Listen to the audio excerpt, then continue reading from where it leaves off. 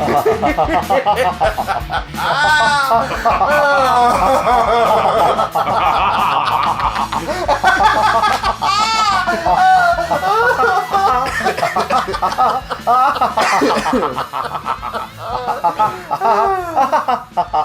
you turn the nitrous oxide down, please? Oh, there we are. Hello, everybody, and welcome to Big Dame Gwazed. It's 2020, and I've forgotten how vowels work. it's 2020, the last year of humanity. The last week of humanity based on the escalation. Jesus Christ. We're all gonna die. Yeah, my name is Chris. Tell my family I loved them, Johnson. My name is Matthew. Don't bother burying me, Watson. And we are joined once again by the mysterious, cheeky little imp from the fifth dimension of this podcast, who only disappears if we say his name backwards at the end of the episode. Release your name to the viewers so that they may have dominion over you. I'll say it the right way around. It's Charlie DeMello's here! At least 5 listeners right now are trying to figure out how to pronounce that backwards. Eelrak Olamed. Oh no! Oh, darn it. Well, that was Charlie, everybody. He'll be back. Hang on, wait. Rub the sacred gourd. I'm sure he'll come back. I'm not rubbing my sacred gourd live. Even if it's not a video show. Ears are burning. It's 2020, So, and it's yeah. officially 2020 because boys are back, mother trucker. Boys are back in town. You're back from your Panto I was going to say exile. exile. Your Panto exile in Lincoln. Sent to Sherwood for my Probably sins. just get rid of you for a month and a bit. Slap me, prove I'm here. Ow. Oh! Okay, that's nice. Have Do you it not- again. Ooh. Now do it whilst looking me dead in the eye. Oh, definitely not. away. I don't like where that's going. This is a pop culture podcast. It's not all kink. And if this is your first time listening, hi. You're probably going to disagree with some things we say this week. Because it's our annual best of something, rest of something episode. We're, of course, looking back at the year that was 2019 because it's the only safe way to interact with 2019 is to look at it backwards. Yes, now that it's dead, we'll just prod it. And say, this is dumb. It's like the spider you find in the loft thing. Oh God, there's no way that's alive. Then you realise, oh no, it's the legs skin of a twitch. spider that it left Yes. behind. Or the jellyfish slowly baking in the sun on the beach. You just give it a little prod, just check it's still dead. Love Because seafood. It can't hurt us anymore. So grab your dock leaves and salve yourself up, boys and girls, because we've got opinions coming your Yeah, way. 2019 was a year in entertainment. Well, that's whole a year. true statement. I A think, whole year. I think that's the end of our essay. Thank you so much for listening, guys. Thanks If you want for more content, head to Thanks for coming to our TED patreon.com/. Talk. Yay! So, I've made a list. I've not checked it twice Oh. because it's not Christmas anymore. Also, you don't have a full beard anymore, so it I wouldn't don't feel have a right. full beard anymore. I've got rid of the moustache. You have. But you'll see that when Big Damn Love goes up on Sunday. Are you going to go full Van Dyke? Only if it's Dick Van Dyke. Okay. I don't even know how to take this, but I'm happy. on. Go ahead. Just take all of it. Stone the crows. Stone the Crows. So, We talked about a lot of things this year. We're We've not got going a to lot talk of things about this year. all of them here. We're just going to talk about the things that made us happy in the pants and the dreams. things that were particularly pleasing. Dirty boys. I'm going to start the year off. Oh, yes. Yours in order? Roughly. Roughly. Oh, okay. Roughly, but feel free to jump in and interject and whatever. This is just a list to keep us sort of on track. It's not what do you call it? Legally binding. It's not legally binding. It's not the rules. It's It just won't a banish guide. us back to the gourd. Captain Marvel came out this year. It did. Should we actually talk about the MCU stuff in one chunk? Yeah, why Get them all not? out of the way. Why not? Yes. I So remind encourage me, you what to do this. was the chunk? So we've got Captain Marvel in March. Yes. We've got Endgame in April. Yeah. And then we've got Far From Home in August. Yes. July, I think. July? I think it was July, yeah. Yeah. Yeah, because it was on the cusp of the summer break, the summer holes. We had the big children. culmination of... We had a flashback, the big culmination of the overarching storyline, and then a little epilogue with Spider-Man. Yeah, they did feel like it didn't feel like chapter 1 of book 2. It felt like the No, epilogue to yeah, sort of absolutely. book 1, didn't it? Which was kind of what they were saying it was going to be. Like, in the same way that Ant-Man was sort of an epilogue to Phase 2. Captain Marvel, Marvel's first prominently female-led superhero movie out of the MCU. Yeah. Didn't hit everybody like the right way. I mean, there are obviously people who had problems with it because they are monsters and trolls at heart. But like it, for me personally, it wasn't like the strongest of the year. but not a bad start no. to the MCU's entries this year. I think it keeps up that consistent level of quality, and it never that level of quality that hasn't dipped to the lower end since Thor: The Dark World. Yeah, which now retroactively is a more enjoyable movie because of another film. I mean, it's fine though, isn't it? It's fine. It's a like fine by any film. other metric, within any other kind of studio constraints, Yeah, it would be like a perfectly fine popcorn film, Yeah. but just within the kind of arc of quality that Marvel have been able to kind of keep up for. God, was it 12 years now? Coming on for 12 years. 12 years. But also it stands out as the kind of redheaded stepchild. And that's the thing we've talked about before with Disney, not just with the Marvel Studios stuff, but sort of across all their stuff, is that they understand, yes, they're a big corporation that's out that wants your money, but the reason they keep getting it is because they understand that if they put out a base quality level of product, it doesn't have to be exceptional, but as long as it's above a certain baseline of quality, people are going to keep coming back, which is why their stuff is often so consistently good. It's not necessarily an artistic victory as much as it is. It's just capitalism understanding that good products get repeat customers. Plus, also just like in the realms of like social and social, political, and whatnot impact from the movies. Captain Marvel did a lot of stuff that is still not that common in big mainstream releases. The stuff that we will never quite grasp the success of in its entirety. We can appreciate it, but having not grown up as young women, we won't necessarily get some of the stuff this film has done that's made people go, yes, Captain Marvel, yes now. Yes, yeah, like the kind of effect of seeing oneself on screen like that. It's got to be a hell of a thing. And particularly because it's like in terms of like the Bechdel test, which is obviously like a really kind of flawed way of looking at things. But it's just like it's an interesting metric to bring. It's an interesting metric. You see, it's amazing how few films actually manage to pass it. A few films that would seem to be, fairly feminist. Like Alien, for example, doesn't pass it. But what I mean is that she's just powerful by her own. By, on her own. She's not needing to be propped up or defined or anything by to the point where that is in the film. Yeah, to the point when she doesn't have anything to prove to Yonrog by the end of that, and to be shown that as a young woman or young girl, I can only imagine is a positive thing. Yeah, I mean, and the joy that she takes, that Brie Larson puts into that character as well, especially in that final conflict where she's just going for it. Also, Goose. But also, part of the year 2019, maybe.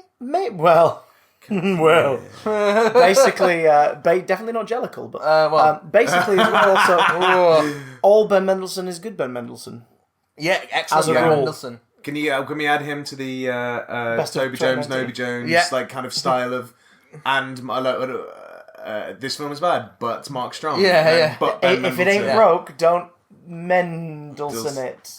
Doesn't work. No, doesn't work. I don't hate it. Doesn't need to work. It's Ben Mendelsohn. Because he was even good in like Alita and stuff, wasn't he?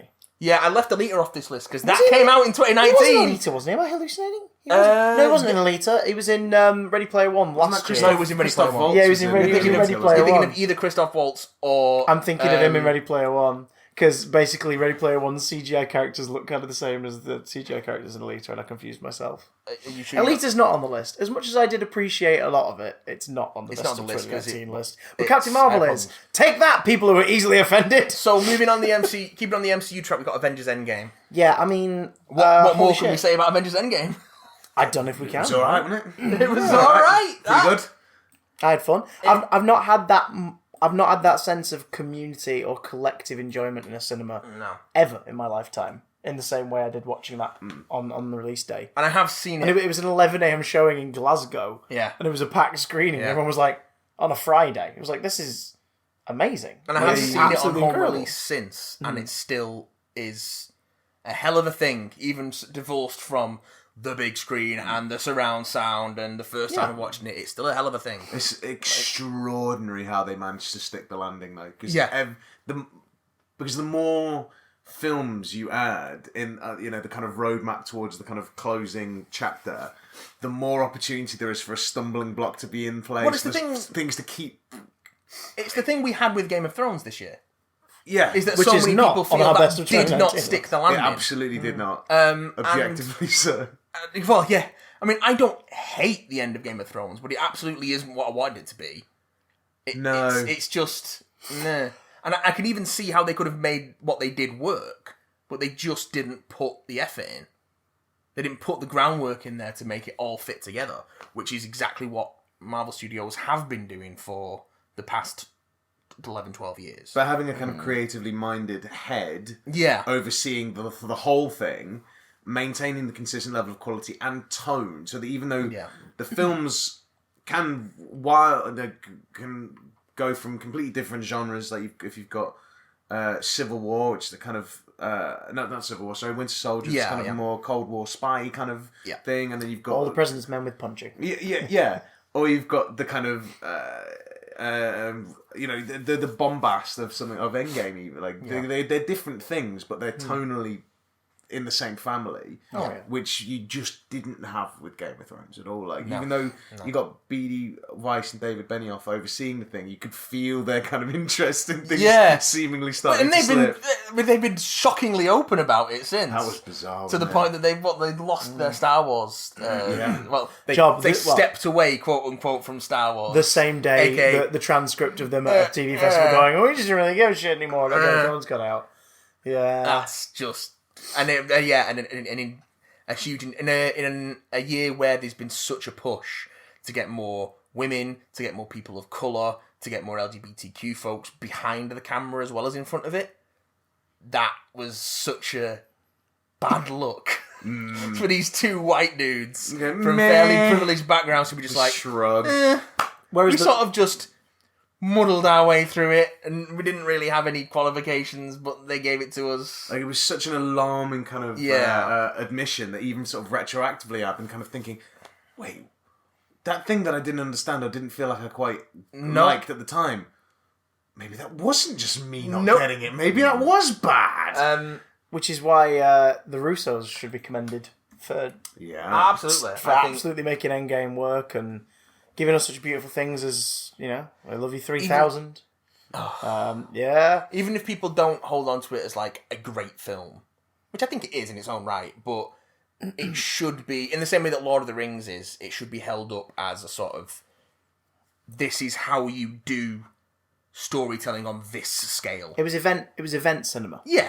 And it was crowd pleasing and very well made, and like all of the MCU stuff so far, relies on its characters and their journeys and interactions rather than going, and this prophesized thing will come to be, and it's no accident. Our heroes have to get to this moment. It's like, no, shit happens to them, and we spend time with the characters dealing with it. There's no accident that this is also now the highest grossing film of all time. Oh, hell nah. But don't tell James Cameron that, because he's well jealous. He's well jealous. Because how many re-releases of Avatar are we going to get then? Titanic. As of recording this today, he released some concept art for Avatar 2, and you're like, Jim, aren't you meant to be like 90% into shooting that motherfucker? Well, apparently, not only is he... I think he's currently in post on Avatar 2, because it's out 2021. But I think he's actually already shot some scenes within that block for Avatar 4. And I think he shot Avatar 2 and 3 back to back. Do you know what else was shot back to back? Avengers Endgame and Spider-Man Far From Home, which... Were they shot back to back? Near enough. Tom Holland had like a month off and then he was straight in. Wow. Because Far From Home so integrally is... The whole premise of it is based off of the ending of Endgame. Yes. So there was this whole thing of, we just have to plough through this, get it done ASAP, and then make sure it's kept stoned until And that was nice as well. Like, I love that they... Well, there was like 2 months between them, so it was like, hey, you guys enjoyed that other film? Come on in. But let's all have some aftercare together. They didn't try and avoid, the ramifications. So, slight spoilers for Endgame if you haven't seen it. Whatever. So there's a Mufasa dies. Yes, Mufasa dies. Yeah. There's a 5-year time jump in Avengers Endgame. And the people who come back from the clique come back the same as they were before. So for them, no time has passed, but for everyone else, 5 years. Everyone else is aged. So there's a character who was sort of the nerdy little dweeb at school. Then the clique happens. Now he's become this sort of giant hockey. So most of the class were snapped, and so they come back exactly the same. Or the blip, as they call it. The blip, yeah. But then this guy's there who was there all along, and he's just like this super handsome like jock dude. Yeah, jock now, yeah. Who's putting the moves on MJ. and it's and the fact the film just rolls with it, and the universe just rolls with it, and because the audience has had this time to get acclimated to, this is what happens now. Yeah, the audience just rolls with it, and also it means that going forwards, there is a level of sort of, I think, kind of subconscious trust. Yeah. In that the things that happen in these films, these big events, whether characters die or whether time skips ahead or gets rolled back, or if there's an invasion of some kind of stuff gets destroyed, that will kind of be honoured in a way. Like, it's not going to be that kind of stereotypical comic thing of just, or TV show thing, because this is kind of serialised films. Yeah. Of it getting to the end point and then it's going, and everything was just as it was when we all started. Everything's back in the box. Everything's back to normal, quote unquote. Yeah, they don't reset the status quo. They don't reset the status quo, and I think that's important in terms of us because buying that. Chris Evans, he's not coming back. Yeah. Robert Downey Jr., he's not going to be coming back. Yeah. Like, that's that. And the effect of that is going to be the ripple. And I think it's going to be interesting to see how that affects first Black Widow, which we'll talk about a bit more when we get to what's coming in 2020, and the Eternals. Yeah. Because the Eternals is the first wholly new thing they've done since Endgame. Yeah, with the cut Camille. Cut Camille Nanjiani. Oof. Cut Camille Nanjiani. to reflect the opinions of many people I saw on Twitter. Emily V. Gordon, you lucky woman. And then, the spicy meatball. Yeah, and welcome to the big damn. And of course, this just got filthy. This just got absolutely dirty, and I'm here for it. Please like and subscribe. And also Black Widow being essentially a flashback movie. Yeah. And how meaningful is that? Yeah, is that going to... But that be also being an opportunity to explore the time gap. Because I think it's... From what they've confirmed it's set between Civil War and Infinity War. Oh, so it's set before the blip? Yes. Yeah. Oh, okay. I thought I had the idea in my head it was set in between Infinity War and Endgame. No, they've confirmed it's set. Okay. It's before the events of Infinity War, because one of the synopses that's out there is that... That's slightly less interesting. Secretary Ross brings her in to complete a mission. Oh, of course, okay. And he was snapped, wasn't he? It depends if there's No, because he was around in Endgame. Okay. Because when they rock up at the base... Oh, no, hang on, you're right, that's Infinity War, when they rock up at the base. I'm not sure. I don't know. Who am I? What week is this? Good question. We think he snapped. We think he snapped. Just check with the independent researcher. Did he snap? I think he might even have snapped. been... Okay, it might not have been in the film, but it might have been in the script. Because when the script came out a while ago, when they were there was a bunch of characters listed that you don't know what happens to them in the film. And also he would have followed up on... He still would have followed up on all the jurisdiction and law stuff, wouldn't he? Like, after everything had cleared up a bit and be like, you guys are fugitives, so why the hell are you no being way allowed to... we could have got Professor Hulk if Thunderbolt Ross was still around. True. Mind you, it would have been an interesting dynamic. It would have been an interesting dynamic. So, Endgame fun, Far From Home fun. Best thing about Far From Home, fucking Gyllenhaal. Gyllenhaal was great. Yeah, man. So much fun. He was chewing the scenery he was creating. Gyllenhaal's one of those actors, I think we've said this a couple of times. And the similar to Daniel Craig, whereas he is a character actor who is now beginning to age out of his leading man stuff. Yeah. So he's really getting to play. It's the Alec Baldwin effect. As soon as you get out of your sort of the he's the young handsome man. Yes, and then as soon as he just decided to kind of just abandon that and just get big, then it was like, you're all of a sudden hilarious. Yeah. He's brilliant. Velvet Buzzsaw. He's incredible in that. Yeah. And Nightcrawler we did with the same director a couple of years back. Oh yes, of course, yeah, that was great. But also in terms of this one, just from Mysterio, very few times in a comic book has there been a scene where I'm like, holy shit, that has leapt out of a comic book. Yeah, and Spider-Man has done it twice. One is the conclusion of the Sam Raimi film, because the whole Goblin stuff from the end of the bridge scene leading into the fight in the abandoned place is just straight up the death of Gwen Stacy adapted on film, and it's great. And the hallucination sequence in Far From Home is just like, oh my god, it's a Mysterio sequence in live action. Oh god, in winter, it's a Mysterio sequence in live action on film. It's exactly as I've read them in motion. This is amazing. And it was like kind of almost Inception level, kind of like a reality bending and it really was brilliant. The beautiful ending, just smacked by a train. Oh yeah, it wakes up and is hit by a train. After the spectacle of just the juggernaut spectacle of Endgame, it was also an opportunity for Marvel Studios to go, oh no, we've still got a couple of things up our sleeve. Yeah, we've still got some things we can show you that things are going to blow your mind. Might not expect. Which is why I'm glad they've not confirmed a date or a title or anything, but they've confirmed that a third Ant-Man is in the works. Yeah, which makes me happy because after Ant-Man and the Wasp, I'm like, I want to see these two leading another film, and I want to see how freaky you can get with this. Yeah, no, absolutely. Because I'm curious as to moving forward what those holes that are being left by arguably the kind of starriest of the sort of team. If that could be what Black Widow and those films end up doing, like kind of setting up that seeding those characters, her supporting cast in that film. The Iron Mans and the Captain Americas of the slate, I think those shoes are going to get filled by Black Panther and Captain Marvel. Yeah, that's what I think they're heading towards with those. They're your core figures going forward now, I think. Interesting. Which also is a good look for Disney in terms of diversity. Yes, because of the filmmakers and characters and people that are involved and what they're doing with it. Same goes for Eternals. I mean, I don't know if we're gonna get. I don't know what Eternals is gonna be. Salma Hayek's in it, so I've already bought a ticket. Yeah, but like, look at the diversity as of established in the laws of time. So yeah, that's good. That's a good look for Disney from a marketing point of view.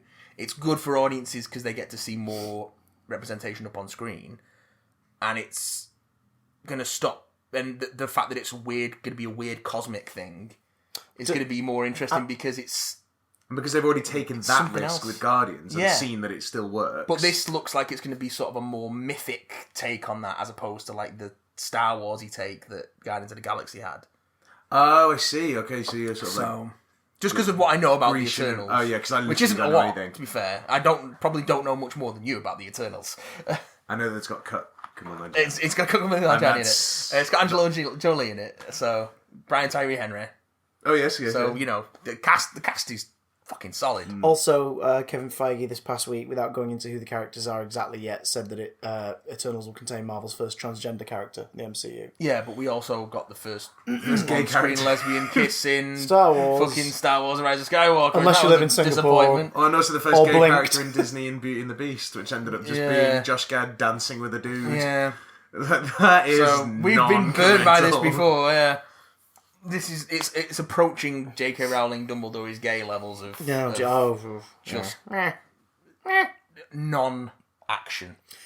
Speaking of non-action, can I chuck in a Netflix recommendation for 2019? Please do. If y'all haven't seen I Am Mother, I have not seen I Am Mother. Oh no, I have. That's on my queue though. It is. So it was a bit of a sleeper one really for Netflix because it just kind of was in there, trailer up.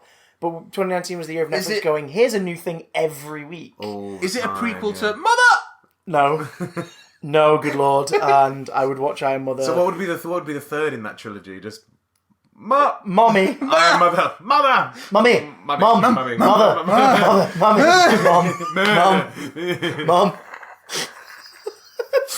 Murph. But if you... No, I saw the YouTube channel called The Corridor Crew, who analyse special effects in films as to what's bad, what's good, how this stuff works, what tricks your eye, da-da-da-da-da. And they had the director of I Am Mother in. Yeah. And that thing was made for absolutely no money. Oh, yeah, the budget's it's extraordinary. And I watched them break down shot by shot how they did certain parts of it in a full-blown...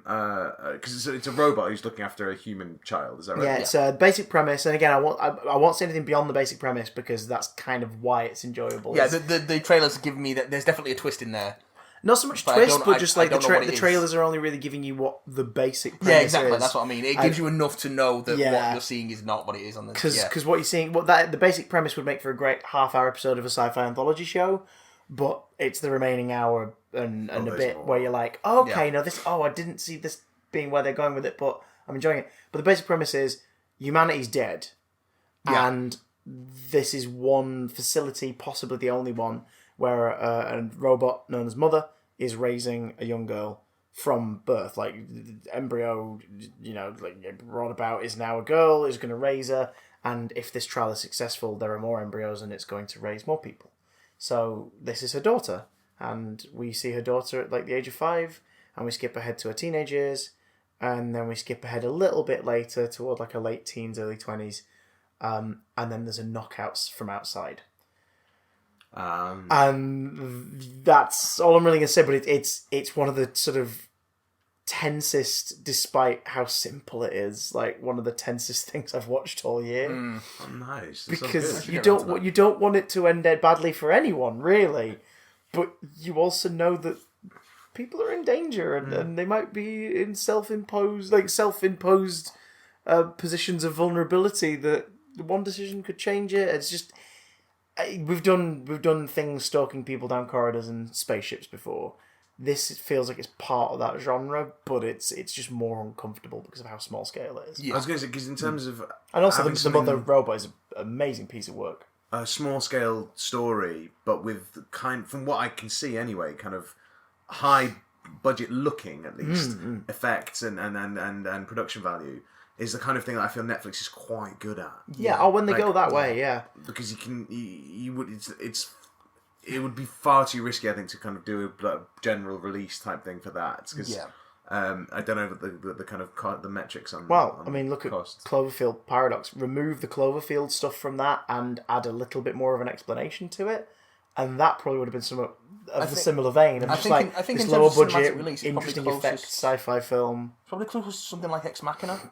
Would you say? Yeah. In terms of what you would expect at cinema release, but I don't think that did massively well. It was critically acclaimed, But I recommend I'm there. Yeah, I think it's nice that Netflix has a chance for these things to sort of blow through. There's a couple of other telly recommendations from earlier in the year. Oh, we're going to get there. Don't worry. Baby. Yeah, so my list is very much out of order, so I'll just say... Stick us one in. Chuck one in. What would you prefer? Because I've got 3 categories. I've got TV, games, and films. Give us a movie. We'll get the movies out of the way, then we'll talk about the other stuff. I'm going to throw out John Wick Chapter 3. Parabellum. Very, very good. I was considering putting this on my list. I fucking love John Wick. It's very good. John Wick 3. The more it gets kind of bogged down in... or not even bogged down, the more kind of... The deeper it goes into its particularly odd world, the more I'm into it, because the more sort of bizarre and weird it is. It's great. And when you've got the way that film goes, the way that leaves the franchise, and the fact that we're getting more. Oh, yeah. Is just... I just keep making... I'm happy to keep getting John Wicks as long as Keanu Reeves is able to and wants to do them. Yeah. And he seems like a dude who's able to and wants to do quite a lot. Yeah, absolutely. And Christ it fits his particular kind of performance style perfect. Well, the release date for number 4 is the same release date currently as The Matrix sequel that's being made. Well, just like Keanu double bill. 2002 was supposed to be the year of The Matrix. Yeah. So 2021 or whatever it is going to have that's going to be the year of Keanu. It's 2021, The year of the Reeves. The day of Keanu. And we're also getting him in Cyberpunk 2077 as well. Yes, we are. Which in his most Keanu-esque Keanuing. Yeah. We got a city to burn. Have they released a patch for that Call of Duty game with Kevin Spacey in it yet to replace him with Christopher Plummer? Because if not, they really should. That would be great. That would be pretty good. Press F to show your Plumber respect. Let's go back and play Advanced Warfare and try not to shoot at the rapist. Sorry. Alleged, but let's face it, all of those videos he keeps putting out are not making his case any easier. No, they're not. Oh, there's some recommendations for 2019. Kevin Spacey's second Frank Underwood Christmas video. Honestly. Also, so weird. Kill him with kindness. Before we move on, can we just take a moment for good things that John Wick 3 did? Okay. Mark Dacascos. Bringing Mark Dacascos back out of sort of straight to DVD obscurity. Yes. Which I've seen some of. It's not good. But we like Mark Dacascos. Is he I can't remember the character's name, Zero or the one that's a fan of John. Yeah, the sushi chef. Yeah, who's tasked with murdering John Wick, but who's also like a big fan. Yeah. Great fight, John. Yeah. as he's bleeding with a samurai sword sticking out of him. Sat up next to John Wick, just turns to him and goes, "It was a great fight, wasn't it, John?" And John Wick just turns to him like almost like bemused. I guess it was. That's the thing that does so well because it's so slick and they're like, they're so well choreographed and everything's just lightning fast. But then you see over time people getting tired and getting sloppy and getting more and more worn out, and it's brilliant. That opening fight in the weapon museum. What a place to have a fight! Like, but then just knife racks all over the place. Knives and just throwing knives at people. Like kills a dude with a book at the start of this film. Oh, that book kill is brutal. It's so inventive. It remains endlessly inventive and just cathartic to watch. Yeah. It's one of those things you can only get away with it because you know it's not real. Yes. Yeah. So as much as you're awing at the violence, you're also in awe of the stunt performers who are performing it. Yes. That's as much of the pleasure as it is the sort of viscerality. Which I think the weird lore kind of helps with. Yeah. Because everything's so weird and heightened, and they've got their own kind of like honors code and their own kind of currency, and the fact that they'll use the word para, but they'll use Latin and things that talk about. Compare it to something like Six Underground, which just came out. The Michael Bay Netflix film, I have not seen yet. Which is incredibly violent and boneheadedly stupid, and to the point where you feel sort of dirty watching it. It's Batman with guns, isn't it? It's just like, I'm a billionaire, and I'm going to start a super team who fight bad guys. Take out the bad guys that nations won't take out themselves. Okay, that's definitely not a scary prospect. Yeah. But compare that to something like John Wick, which has that sort of heightened reality to it, and that sort of, it's almost so serious, it's funny. Yeah. It takes itself so seriously that it doesn't take itself seriously. Lawrence at all. Fishburne during his spoilers for Don't John call Wick. him Larry. So just before his own execution scene, he turns, opens his coat, and just says to his about to be killer, "The king is dead." He's so like, long live the king. The fish is having a fucking whale of a time in this. Everyone's been given here's a pile of scenery and a knife and fork. Just go to town on it. Nice role for non-binary performers with Kate Dillon. They're playing the the kind of invigilator. No, invigilator. I can't remember what they call them now. Adjudicator. That's the one. Thank you, Source. Thank you, Oracle. So yeah, they were good.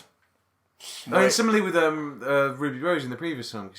Artemis, I felt like they could have given her more in Chapter 2, like more Ruby Rose in number 2. She's almost there briefly, but I know what you mean. Had a kind of like consecutive films now. Yeah. There's no closed door to that at all. Yeah. So it's this sort of brutal, violent, intense, stunt-filled action romp. But then it's also got it's not. But it's also not a thing. It's not a series that's kind of based around masculinity, because you've got characters like the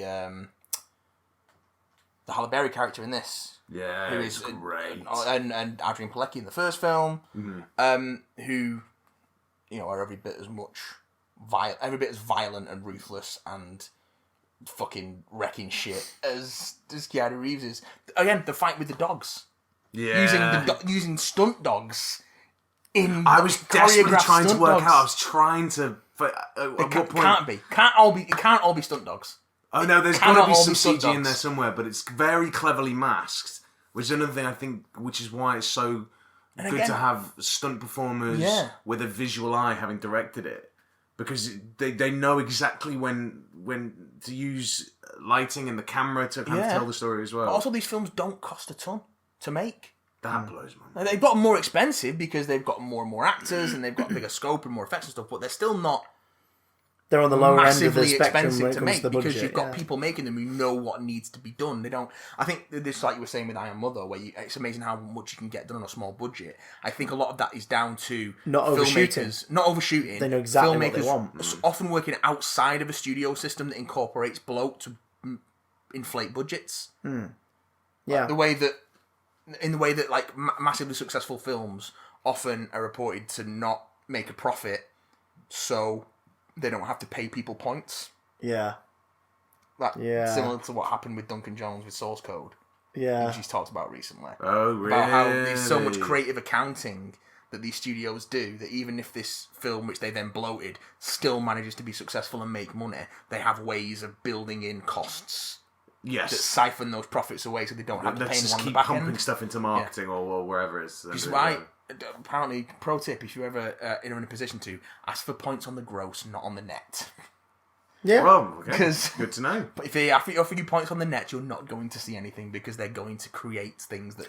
Unless it's 1989 and you're Jack Nicholson, in which case, absolutely ask for a cut at the back end and become a multi-millionaire. Ask for a cut on the back end, but make sure it's on the gross, not on the net. Because Schwarzenegger did the same thing with Twins. And it was the most successful movie we ever made. At least according to my count. Pretty great movie. But yeah, John Wick. More John Wick, please. Yep. Do you know what else is a great movie? What? Dun, dun, dun, dun, dun. Oh, mate. Dun, dun, dun, dun, Jordan Peele. Talk about fucking reinventions.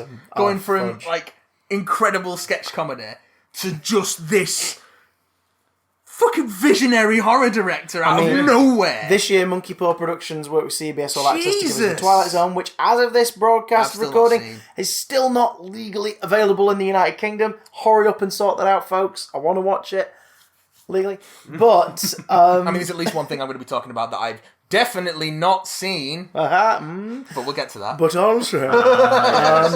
also, it's just like, Us was phenomenal. I mean, what a fault. Get Out, amazing directorial debut for Jordan Peele. Brilliant. Get Out is a brilliant piece of work. Again, with social commentary that we built within it, which I think put pressure on this one to do something similar. What I like about it is it didn't. There was inbuilt social commentary in there and racial commentary, absolutely. But it's not on the same... Yeah, Us was Jordan Peele going, this isn't an allegory. This one's a fairy tale. Yeah. And it's a creepy fairy tale. With some stellar performances from everyone, but criminally under-celebrated lead performances from Lupita Nyong'o. Now that all of the award nominations have come out, the fact that Lupita Nyong'o's not being recognised is fucking criminal. It's disgusting. Is she just a victim of having given her fantastic performance in a genre film, though? I think she's... Like Toni Collette a couple of years ago. Although... Fucking Joker. Yeah. Actually, that's a genre film. Yeah. Although as it's much the as least it wants... genre... It's pretending to be a Scorsese, whereas this is like, no, this is a horror. Fucking Todd Phillips come out and say, oh yeah, the Batman connection has nothing to do with how successful Joker is. Bullshit! Sir. Bullshit! And also the shade that Scorsese threw at Todd Phillips is going, I haven't seen it, I've seen clips and I know what it's about. We made that film 30 years ago. It's like fucking great. Love it. Love it. But yeah, Us is... amazing. I think, and also tidy. It's an hour and 80. It's like an hour and 25-minute runtime. Just fucking flies in and by, out, and it's tight, like Get Out. And it's Actually, lean. Get Out's it's the same. Mean, like it does some nasty stuff. Again, it does that thing that horror does best, where it knows exactly when to throw a joke in, just to stop it from being overbearing. But then it can really lay the tension on. And call the police. Playing Fuck the Police. I love it. It's just like, love it. But yeah, I think Lupita Nyong'o kind of has been a victim of A, it being a genre film, B, it being right at the start of the year, and C, the overwhelming whiteness of the nominations in general. Yeah, which is odd. It's a real shame because it was... I think it was the year that Moonlight won, or the year prior to Moonlight winning, when everyone kind of collectively threw their hands up and just went, "Wait, what? Yeah. Again? Yeah. How?" And then the following year, the year that Moonlight won at the Oscars, it seemed, I think I'm remembering this I think it was a little better. The kind of a little peppering of, pardon the pun, of more kind of diversity in there. And then it seems that as the kind of initial kind of outbursts have kind of died away, the Academy have gone, right, they've forgotten about arguing about it now. But it's I think that sometimes people, when they say the Academy or the British Academy, they think of it as this kind of just one sort of almost person doing this, as if they have a choice. And it's not. It's hundreds, thousands of people. And there are people. I mean, we know a couple of people who were on the voting board for BAFTA at least. And they make a big thing every year of going, we've got 12.5% more women this year. But we also know that we know we know a couple of people on the BAFTA voting board at least who have a problem with this same thing. Exactly, but they can't change it from within. It's so. It's because also what happens is unless I can't remember what the rules are now. I mean, I think sort of Weinstein's one of the sort of rare examples of this. There's very little you can actually do to not be a member once you're in there. Yeah. And so what you end up with, in a similar way to voting kind of politically, you end up with a very kind of aging class within this. So even though you're adding more people who are younger and more diverse at the kind of entry level, I suppose, there are still thousands and thousands and thousands of and I think aging there are probably members also who will vote for the same thing. This is why you get the King's Speech winning. The highest honour of the year. Tom Hooper. Why?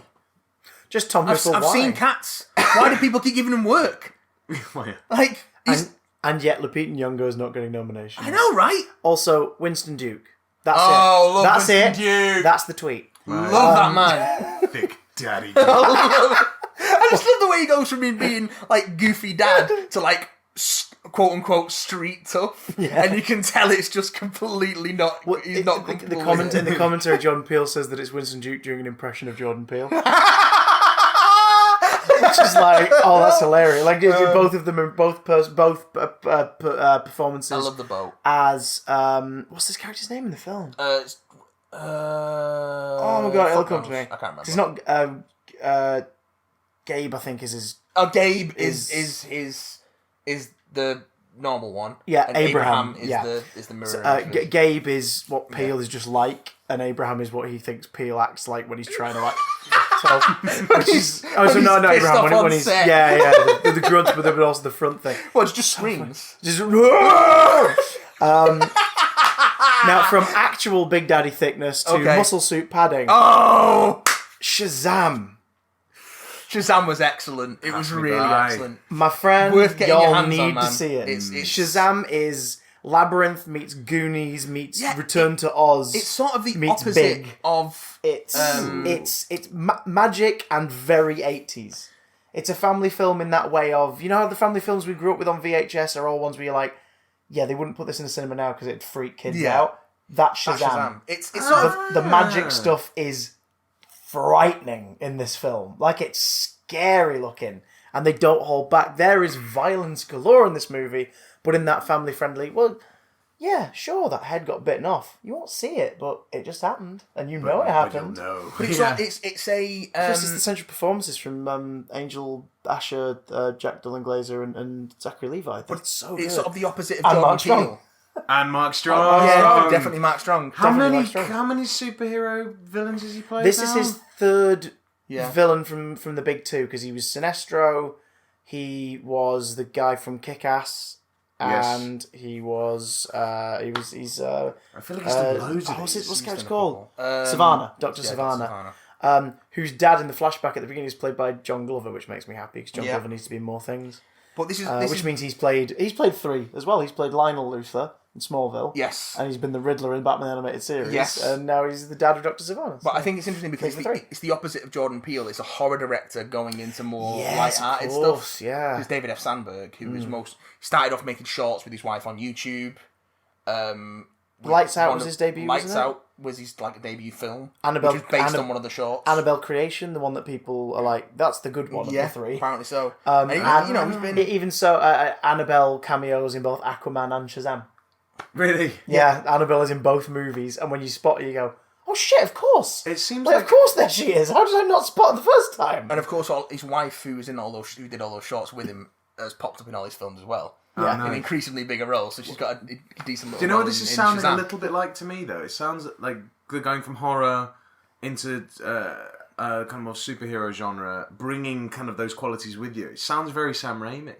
It is a bit Sam Raimi. It is a bit Sam Raimi. Oh, Darkman, Spider-Man. It is a bit Darkman in places. Yeah. Oh, and then Derrickson with Doctor Strange, like just having that eye for like what can be freaky and horrific, and how can we make that work. But Shazam is well worth a watch. It's hands down. And I say this as someone who really enjoys Wonder Woman. It's hands down the good film to come out of the DCEU so far. Really? Because I did really like Wonder Woman. I loved it, but Wonder Woman has that thing of... It's more fun than Wonder Woman. David Thewlis is a little bit miscast. Well, just that ending is just it devolves into now she punches the CGI monster, which feels underwhelming because the whole film's about hope and innocence and everything, and it kind of feels underwhelming that oh no, war is bad, but also there's still a monster to fight. Yes, it's not yes. Okay. Whereas Shazam is like, no, this is about punching monsters and about giving a 14-year-old boy who's got a lot of family issues the ability to punch monsters and see what happens. Yeah. It's brilliant. I will add that to my list. It's fun. Foster family representation in mainstream cinema. The first foster family of kids who all sort of get on and mix, and they're great to watch them play off each other. Great set of child actors. Great villain. Digimon Honsu as Shazam. Digimon Honsu at the beginning, being great as he is in everything. It's really, really, really good. Yeah. And unlike every other film in the DCEU. Unfortunately, it relies on the DCEU existing. To a degree. Well, I mean, less gratuitously in the final shot. Yeah, but less so. Gratuitously. Less so than any other DCEU film today, I would argue. Yeah, I know what you mean. It can survive on its own. You just accept that it's in the same world as Superman, Batman, Wonder Woman. Like these they're easy enough exist. kind of things to kind of pick up though. And its third act is absolutely brilliant. It's a really good final 25 minutes. It's good, man. It's really Shazam. It was a great film. Favorite YouTube name given to him? For me, it's still Zapped in America. Zapped in America's good. Which I really like. He never gets named in the film. I'm still a fan of Captain Sparklefingers. Brilliant. Because Captain Sparklefingers. For those who don't know the history, Shazam, as he is now, was originally called Captain Marvel. And they reference that in the film at one point. Yeah, he's published by a company called not Charlton. Yeah, I think it was Charlton. No, it wasn't Charlton. Carlton. It wasn't Charlton because Charlton's where they got the Watchmen characters from. Shaka Khan. It was began with an F. Fuck me, comics. Yeah, but anyway, fucking comics. Probably remember the studio. He was very Superman-esque. He was one of the early Superman imitations. So DC sued Fawcett Publications. So they, as you said it, there it was. Yes. My face. So DC sued Fawcett, got the rights to the Captain Marvel character, but then let him languish. So then in the late 60s, Captain Marvel created their Captain Marvel, and then unrelated, but using the Marvel name. Yes. So they could get that copyright. Yep. Because DC had not been publishing Captain Marvel stuff for years. So then they brought their Captain Marvel back and forth now. To the point where... Based on who's writing him, he's still called Captain Marvel in book. Yes, in book he can be... But the comic will always be called Shazam. The works featuring him have been called Shazam, or the power of Shazam or something. So they've sort of retired the Captain Marvel name and brought Shazam forth as a... It's a silly name... Well, it's the word. It's the word he says to transform himself. Yes, I did know that. Which is so old school comic book. It's it's very, very kind of almost like a post-war kind of. That's exactly what it is. Yeah. It's just around pre-World War II. Yeah, just pre-World War II. That kind of. Sort of, that... but yeah, definitely rising to prominence in the 40s. Yeah. Absolutely. Thinking of the kind of old school optimism of calling it Shazam!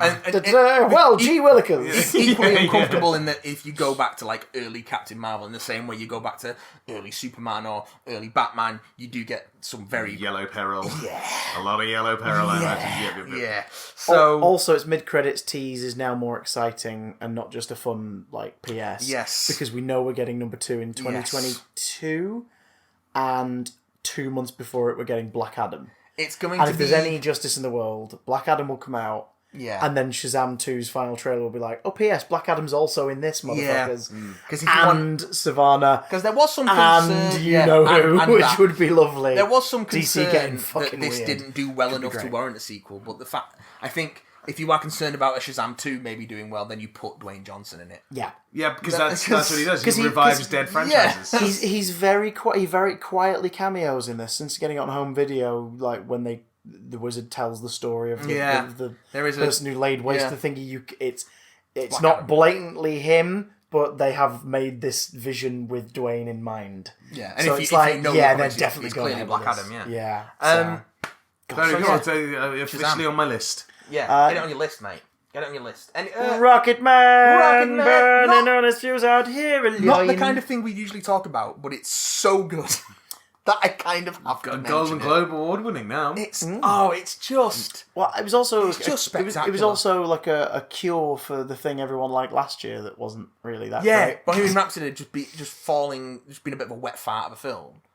And then Rocket Man comes out and shows you how you do a fucking music biopic nowadays. From the same director. From the person who came in to Fix patch Bohemian together Rhapsody, what was left of Bohemian Rhapsody. But no, I don't think. I think not only is it kind of a really well-made biopic in its own right, but it also is sort of done in a way that's very Elton John. Yeah. Do you know what I mean? Like, it's presented in an Elton John-y way. You can feel his hand in this. Yes. Well. And which is also good because sort of in the same way that Bohemian Rhapsody it doesn't shy away from his more just self-destructive, more abusive behaviours. Yeah. This is a film that's not afraid to paint Elton John as a bit of a cunt. Yeah. Which is a real problem in real problem in Bohemian Rhapsody. No, Fred, we're all going home to our families because we're good boys. All good the night, interesting parts are out of Freddie Mercury. It's like, this leaves all the interesting parts in at the behest of Elton John. Like, he's quite openly pushing for him to come across as unpleasant when he needed to come across as unpleasant, because this is him being involved in making a film about himself. Unreliable narrator gives them license to tell the story however they want as well, quite openly going, this is fantastical and this is imaginary and this is great. Incredible visuals, incredible soundtrack, we finally incredible central performance from Taron Egerton. We finally have something to thank Kingsman 2 for. Yeah. Because that was clearly where this idea of like, oh, go on then, this are the people that are doing I wonder actually, together. because it feels quite sort of fatalistic. Not fatalistic. What's the word? Fate. It was fateful. It's fateful. Fateful is one thing. Those two would meet on that film that really didn't go down all that well, but by any metric. And would come out with the end result would be this. Yeah, it's just brilliant. It's just brilliant. Go watch it. As for our next film, are you ready or not? Definitely ready. This came out of nowhere. Yeah. This came out of absolutely nowhere. Samara Weaving as lead performance. I literally have not even heard of this. It came out of nowhere, and I saw the trailer like, is that Margot Robbie? This was Samara Weaving. We've got us, and we've got another couple of films coming up that fit the genre. But this was my horror film of the year because I was so pleasantly surprised after Doctor Sleep. Yeah. Because us and it were a big part. It was all the 2-letter ones for me, but but Ready or Not. Oh, it's such a breath of fresh air. Great concept. Essential premise of a millionaire family with an old estate based upon a legacy of selling board games. Like, that's where their riches came from. Have a tradition. When someone new marries into the family, they play a very specific game left to them by, like, the great-grandfather of the family who started the business. Well, they have to play a game. They have to play a game.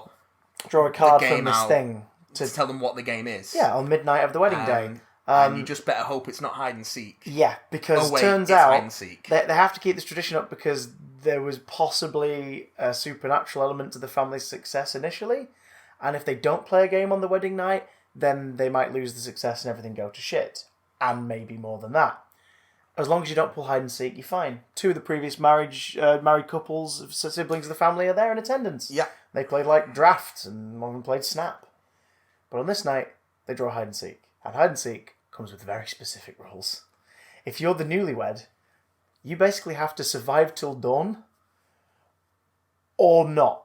Like, they will kill you, and then they will remain successful, or you survive till dawn, and then they don't know what happens next. Okay, so if you're the one marrying into the family, essentially the rest of the family are now going to murder you. Coming to kill you. Yes. And they're not wanting to necessarily. Well, a couple of them are bloodthirsty, but then a couple of them are panicked for their own survival, either financially or like, we don't know what happens if she survives. So it's like desperation, and also some... And some of it is also the incompetence of rich white people who've never had to do anything like this. You sold on me into the situation. You sold on me because it sounded to me like, same old Blumhousey kind of thing of like, I'm sure it's a fun idea, at this but point, same old Blumhousey sounds kind of interesting still. That's the thing. It's pretty consistent quality wise. Because I was like, it's a bit purgy, a bit whatever, and then you said to me, no, the best part about it is that the family have never done this before. This lot have never done it. Well, apart from the grandma. The grandma has. Some of them have, but yeah, like. But they've never like they're not murderers. It's not a thing. They don't make a habit of it. It's not the most dangerous game. And that's kind of the joy of it. Is Samara Weaving's lead performance is phenomenal, but also watching them all having to be like suddenly be bloodthirsty murderers when it's not really what they do or have the stomach for in a couple of cases. I'll give you a small minimal spoiler example. Someone gets handed a crossbow and then immediately goes onto YouTube to look at crossbow tutorials. Yes. Because I was going to ask, but I'm wondering if this is a spoiler. So don't answer if it is. What would stop them? Because if the person hiding survives the night, then everyone just carries on as normal. Yeah, well, they don't know what happens if they survive the night because it's never happened. Ah, okay. Because I was going to say, well, why don't they just sit down and just not look? But then that's not playing the game. That is a question that comes up and is dealt with. Okay. So, in a fucking wonderful way. I appreciate that because that's like dumbass me. Like you're trying to kind of poke holes in this sort of it's weird it's really smart. situation. It's one of those films that presents this high concept, but has already thought of most of the questions, if not all of the questions that people are going to ask about it. And so what about that? Yeah, exactly. We got and then in the closing 5 minutes, sort of goes, "Well, you wondered about this. Well, go on then." Like, it's got a hell of an ending, here's what man. this is, and, it's a beautiful. Hang on, sorry, I should be adding to my list. Ready or Not. Ready or Not is going on the list. And yes, standout performance from Samara Weaving, who is next rocking up in a mainstream release in Bill and Ted Face the Music. She's one of the daughters in Bill and Ted Face the Music. I can't remember whose daughter she is. Who's Alex Winters? Alex Winters is Bill. She's Bill's daughter, from what I know. Isn't it? I believe so. Ted, Theodore Logan, Bill, something else. Yeah, no. Alex Winters is Bill. Keanu Reeves is Ted. Yeah. She's Bill the younger. So she's okay. And she does look like Margot Robbie. Cool. Yeah, so she would think that she. That makes sense because she's blonde. Yeah. She's blonde, isn't she? Also, horror film. It. Chapter the second. Divisive for a lot of people. We had a lot of fun. Don't get me wrong. It is long.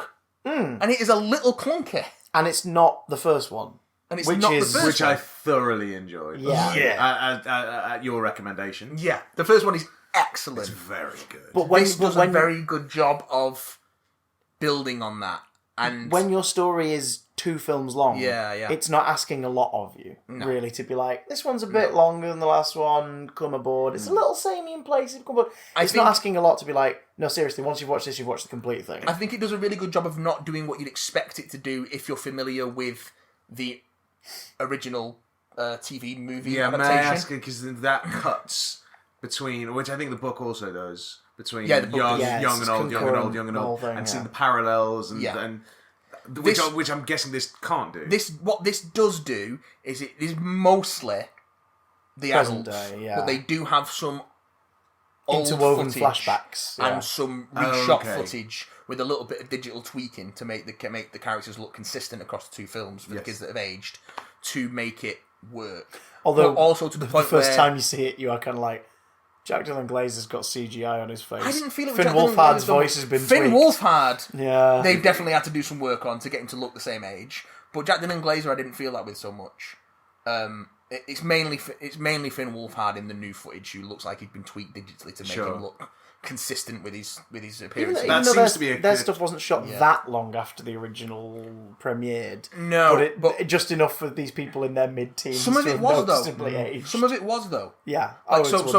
Slight spoiler for the book and the film.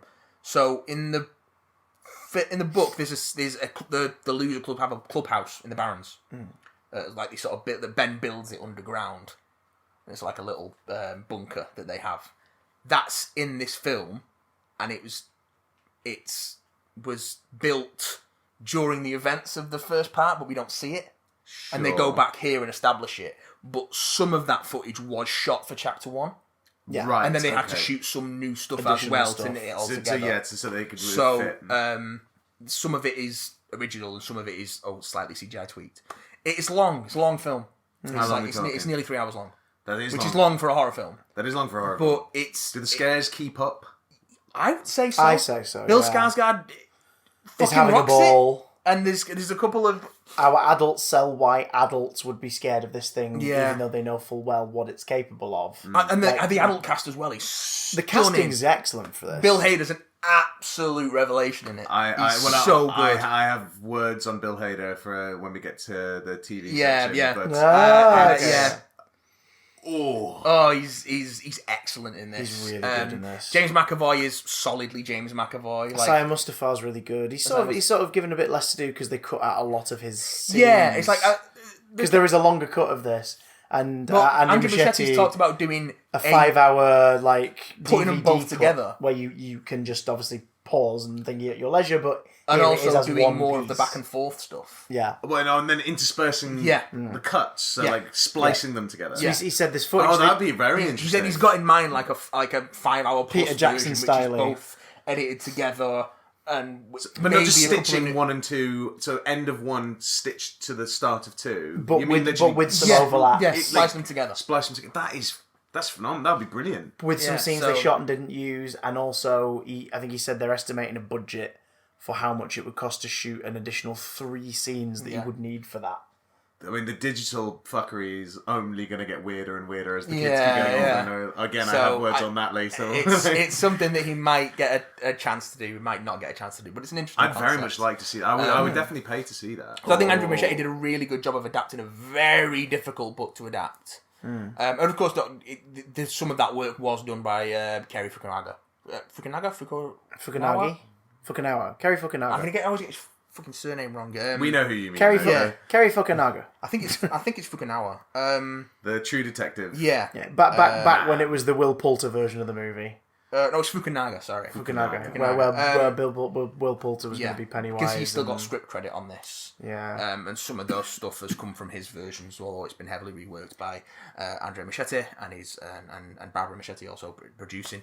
Plus, it gave us the earworm that is, I know your secret. You're just Bill Skarsgård, man. Jessica Chastain is great. Jessica Chastain's great. Wonderful. Everyone's really strong in this. It's a very, very strong cast, very strong fun. I get why people feel like it's overlong and a bit clunky, but it didn't. It also mocks sort of the biggest criticism of King's works as a whole. Yeah. It openly mocks it from the beginning. That's brilliant. Really? Because Bill's a horror. Bill's a horror author because of course he does. Brilliant. And there's a running although not TV movie style, minus a giant ponytail and the glasses. But there's a running joke in the film about how nobody likes the endings of his books. Brilliant. And at one point, that is openly said to him by somebody who it's like, "Oh, you've had to summon up a bit of of self-deprecation to say this." It's very good. Do we have a little cameo? Very good. Of course we do. Not as a creepy band conductor though, like the Shining TV series. No. Who's gurning for the camera. And it's been a good year for Stephen King. We did get Pet Sematary this year, which isn't on my list because it's good, but it's not quite as good as I wanted it to be. And it's an interesting take on that story because it does things you don't expect it to do. But we also have a Pet Sematary which has the better casting, shall we say. I mean, John Lithgow's great, but he's no fucking Sometimes what was his name? It was Herman Munster. That paints enough of a picture. That guy. I know who that. He's so good. I know what that guy looks like. We got Dr. Sleep this year. Yes, we did. Tell us about Dr. Sleep, boy. Dr. Sleep might be my film of the year. Hot diggity. It's very good. And no one went to see it. Literally. And it breaks my heart. No one saw it. Because it's so good. It's a Mike Flanagan joint who's done King stuff before. He did... Probably the most high-profile thing he'd done before this was the Haunting of Hill House for Netflix. Right. Which he's doing a second season of, although that's an original story because it's going to be an anthology-style thing. American Horror Story style. So it's this is adapted from Stephen King's novel, which is a sequel to The Shining, and directed by Mike Flanagan, starring Ewan McGregor. It's just... You know when you see a film and it's just got a mood to it? And a feeling that sticks with you and just sort of soaks on you. It's that. And it's also very... Because Stephen King's infamously unhappy with the Kubrick The Shining. Yes, so much so that he... But Mike Flanagan as a filmmaker knows that he had to make a sequel to the Kubrick The Shining as much as the book was a sequel to the book The Shining. Yes. And he does a really good job of making that work. And it's towing a very weird line, I think. He actively invokes... the imagery and scenes from the Kubrick The Shining, and it doesn't make the film feel worse for it. You know, when you get like that some sort of time where just you fan service, yeah. But it's so well done to the point where slight spoiler, characters from the original film turn up, but played by new actors. Yes. But they're not played by new actors who've got like CGI face replacement or doing impressions of. You covered this when you did it on the show here. It's done to the point where you're aware that you're watching a new actor do a Elliot from E.T. Isn't he? He plays it pops a up character when a certain character pops up, but it's and obviously Scatman Crothers has passed away, so he couldn't have possibly reprised his role and such, and Shelley Duvall is called The Shining. Imagine the original actor, the Elliot from E.T. coming back. Imagine what that would look like. I know, right?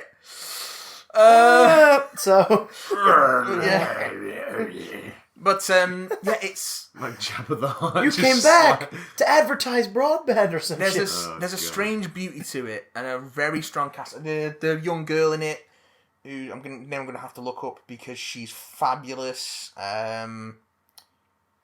Because it's very much a generational story about passing on about working past your family issues, passing on those lessons to someone younger than you, and working all through that. So it's very much a story about family. Sins of the father type stuff like absolutely, that. Absolutely. That's like a really not a trope, but it's like a really kind of well worn story kind of style. Yes. And to hear that it's not only is this sort of treading the line between various adaptations of the same story, but then also telling that kind of what could be quite rote and telling it in a new and interesting way. Like it's going from your list to my list. It's a hell of a film. Kylie Curran is the young girl who plays Abra, who is the young girl who Danny Torrance, the grown-up Danny Torrance, sort of meets, who has the shine, and then the plot comes from there, sort of from them realising that the family is out there, who is headed by Rose the Hat, played brilliantly by Rebecca Ferguson, who just is loving... You don't see enough of... Loving villainess stuff here. She's so good, and she's scary in this as well. She's properly menacing. That they're a sort of caravan of sort of soul vampires who look for people who have the shine to feed on. That soul vampire, I'll talk about that in TV. Okay. and absolutely, that's sort of the crux of the plot. But then it's also dealing with, the grown-up Danny Torrance, Ewan McGregor. It's Ewan McGregor.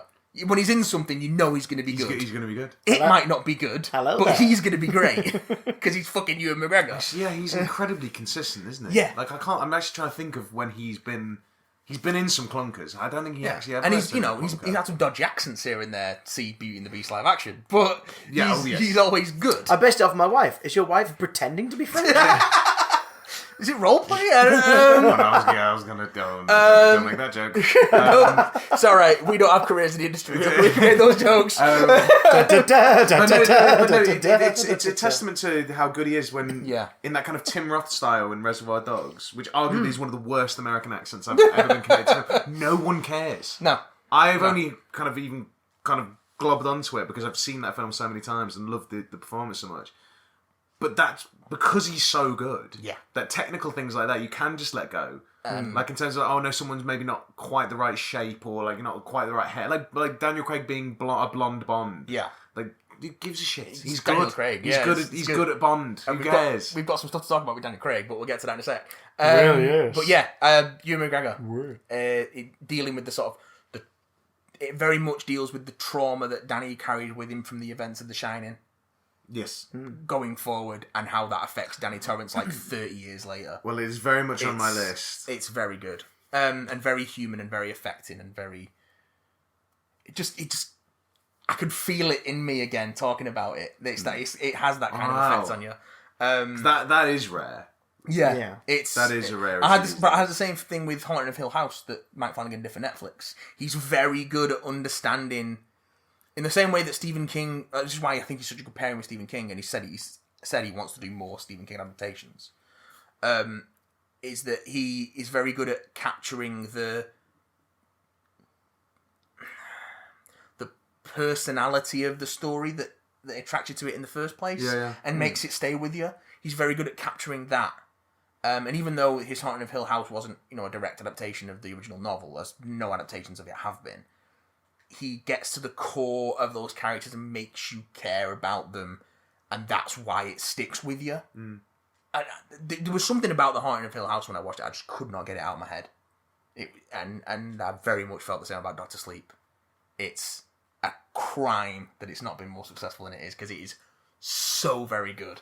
Do you know what else was so very good? What was else so very good? I think our final cinema release of the year. Let's go another one on the docket. The two that I, as far as I can actually tell, I think I only saw 3 films that came out this year, and the other 2 that I've got left are not cinema releases. There was a good, if they're films, chuck them in. Yeah. Oh, they're film. Okay, throw them in, boy. The first one, which isn't really under your purview in any way, but I'll just throw it in quickly. The Great Hack. Oh, yeah, I didn't see that. The documentaries are surrounding the Cambridge Analytica scandal. Oh no, I did see that. Which is extraordinary. Yeah. No, that made my blood run cold, and I won't waste too much time on it because it doesn't really fit here. But if you have any kind of interest in how your information and your digital footprint is kind of held onto and recorded, it's terrifying, and caged beyond your influence, it's definitely something worth looking at. And Carol Cadwalladr, I think her name is, who's the Guardian journalist that kind of broke this initial story. She is also someone well worth following on the various socials, because on the social medias she is kind of forever trudging up stories that will fascinate, interest, and also terrify you. And there's a lot of those about these days. And that's very daily. That's to be said. Daily they are. What's your other one, Charles? The second one, which I enjoyed. Enough to put it on your list. Enough to put it on my list of 3. The Irishman. Yeah, I've not seen this yet. The Irishman. Partly because I don't have an entire day to watch films. Yeah, no, it is a... It's as long and as... Oh, no, it's not as arduous as it. It's very much a Martin Scorsese film. Okay, so if you know, the kind of structure of the thing in terms of the kind of... sort of narration and flashbacks. Is and it things more like or less of a Martin Scorsese film than Joker? It is. I would say they're certainly very comparable in terms of the different Scorsese films. Yes, The Irishman, I think, is a kind of jumped up version of Goodfellas in terms of that. As far as I can remember, I always want to be a gangster. Flashbacky type thing, addressing the camera. As I can remember. Whereas Joker is very much a kind of mean streets king of comedy type thing. Yeah. It is very good. It tells it's a sort of true-ish story of the supposed murder of Jimmy Hoffa. Yes. Who was a kind of union boss back in the day.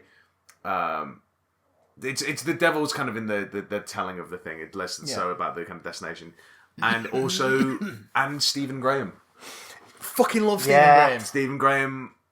Again, like you, McGregor, he's been in some shit, but he's always good. He's in Season of the Witch. Season of the Witch. And he's clearly did it in between seasons of Boardwalk Empire, because he's still got his Chicago accent from when he was playing Al Capone in that. Despite it being set in fucking feudal Europe. But also, let's forget that there's also Ron Perlman and Nicolas Cage. The dude's in Pirates 4 and 5, and no one ever holds it against him. So you can't hold things against Stephen Graham. That's true. Good. He's too good. Wait, there's a 5th Pirates one, is there? Oh, yeah. That came out last year. Oh, yeah. I didn't see that one. Either Dead Man Tell More Tales or Salazar's Revenge, depending on what country you're in at the time. Yeah, don't watch it. It's terrible. Although it's fascinating to watch if you want to try and figure out at which points Johnny Depp is being fed his lines through an earpiece, which did happen for the majority of the filming, apparently. I've heard that as well. Yeah, that he's kind of gone full Marlon Brando now, and he's got people. I think Johnny feeding Depp lines needs some directly. professional help. I think at this point, because also there's a bit of back and forth as well about how much. Because there's the thing with him, with the abuse thing with Amber Rudd. Amber Heard, yeah. Amber Rudd, former Home Secretary. Fucking hell. But now that would have been a thing. But now stuff's come out that shining light might that have she been may have orchestrated a lot of it. Sorry, say that again. That she may have orchestrated a lot of the public perception of the supposed abuse. It may have been He's definitely in a fragile place and needs to talk to people, but may have not may not have done half of the stuff that's been put out there, So- meaning she's taken advantage of abuse charities and organisations and put herself up there as like a hero. Some Whilst lying accounts about- suggesting that yeah. she's been the actively abusive one in the relationship. Yeah. To the point where some people have called for her to be kicked from Aquaman 2.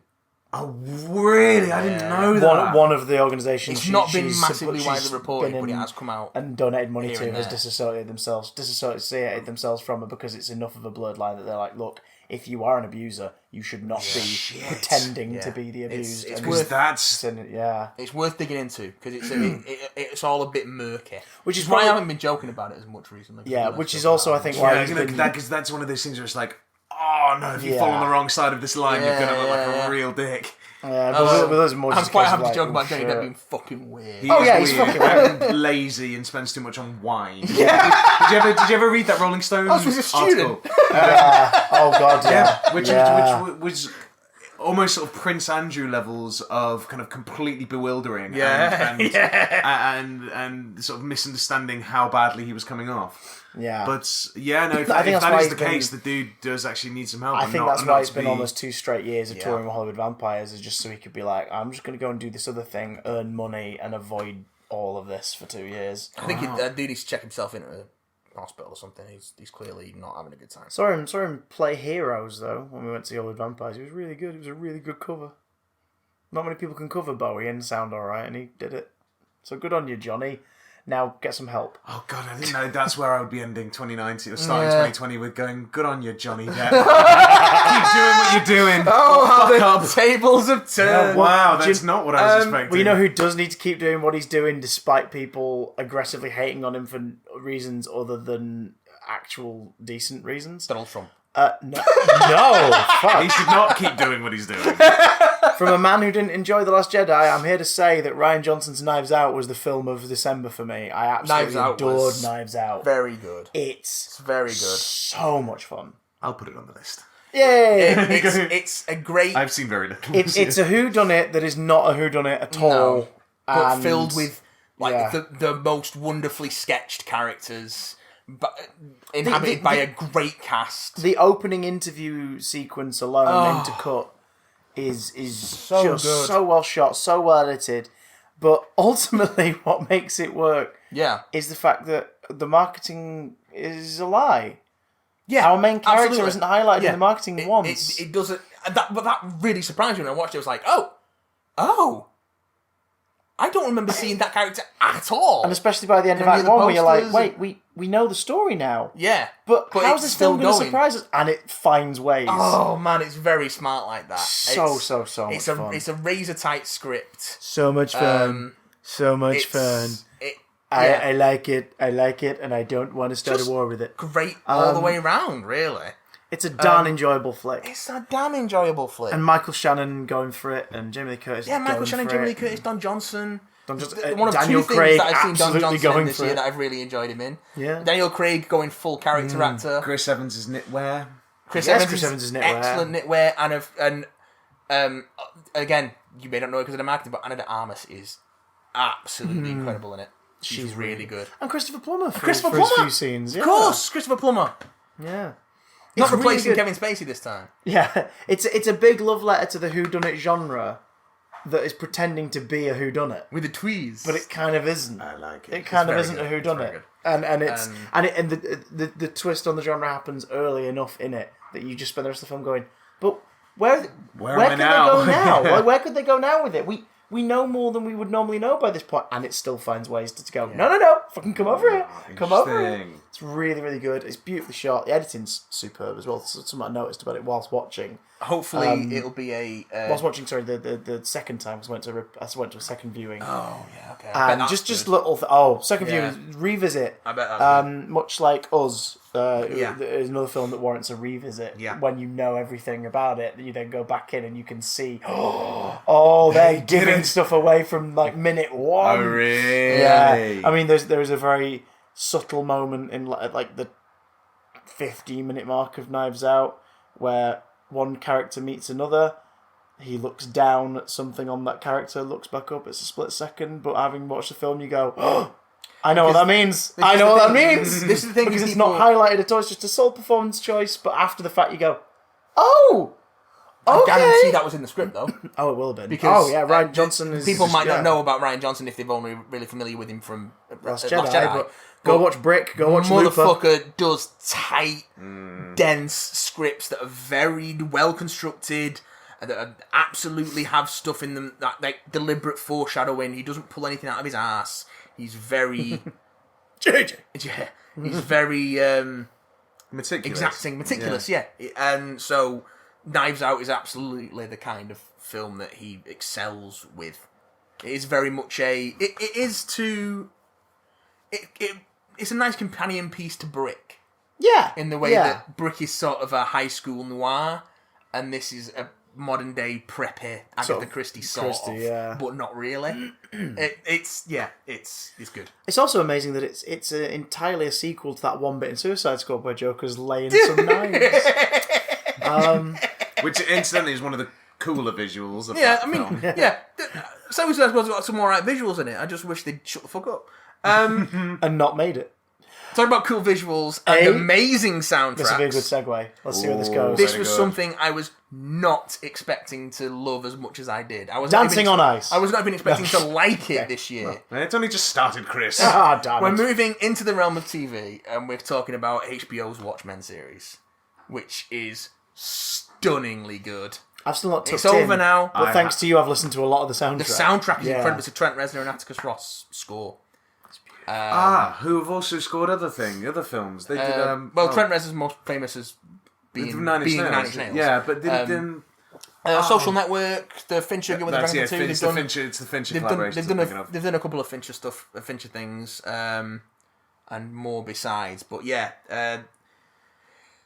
how to do a sequel to a comic book 101.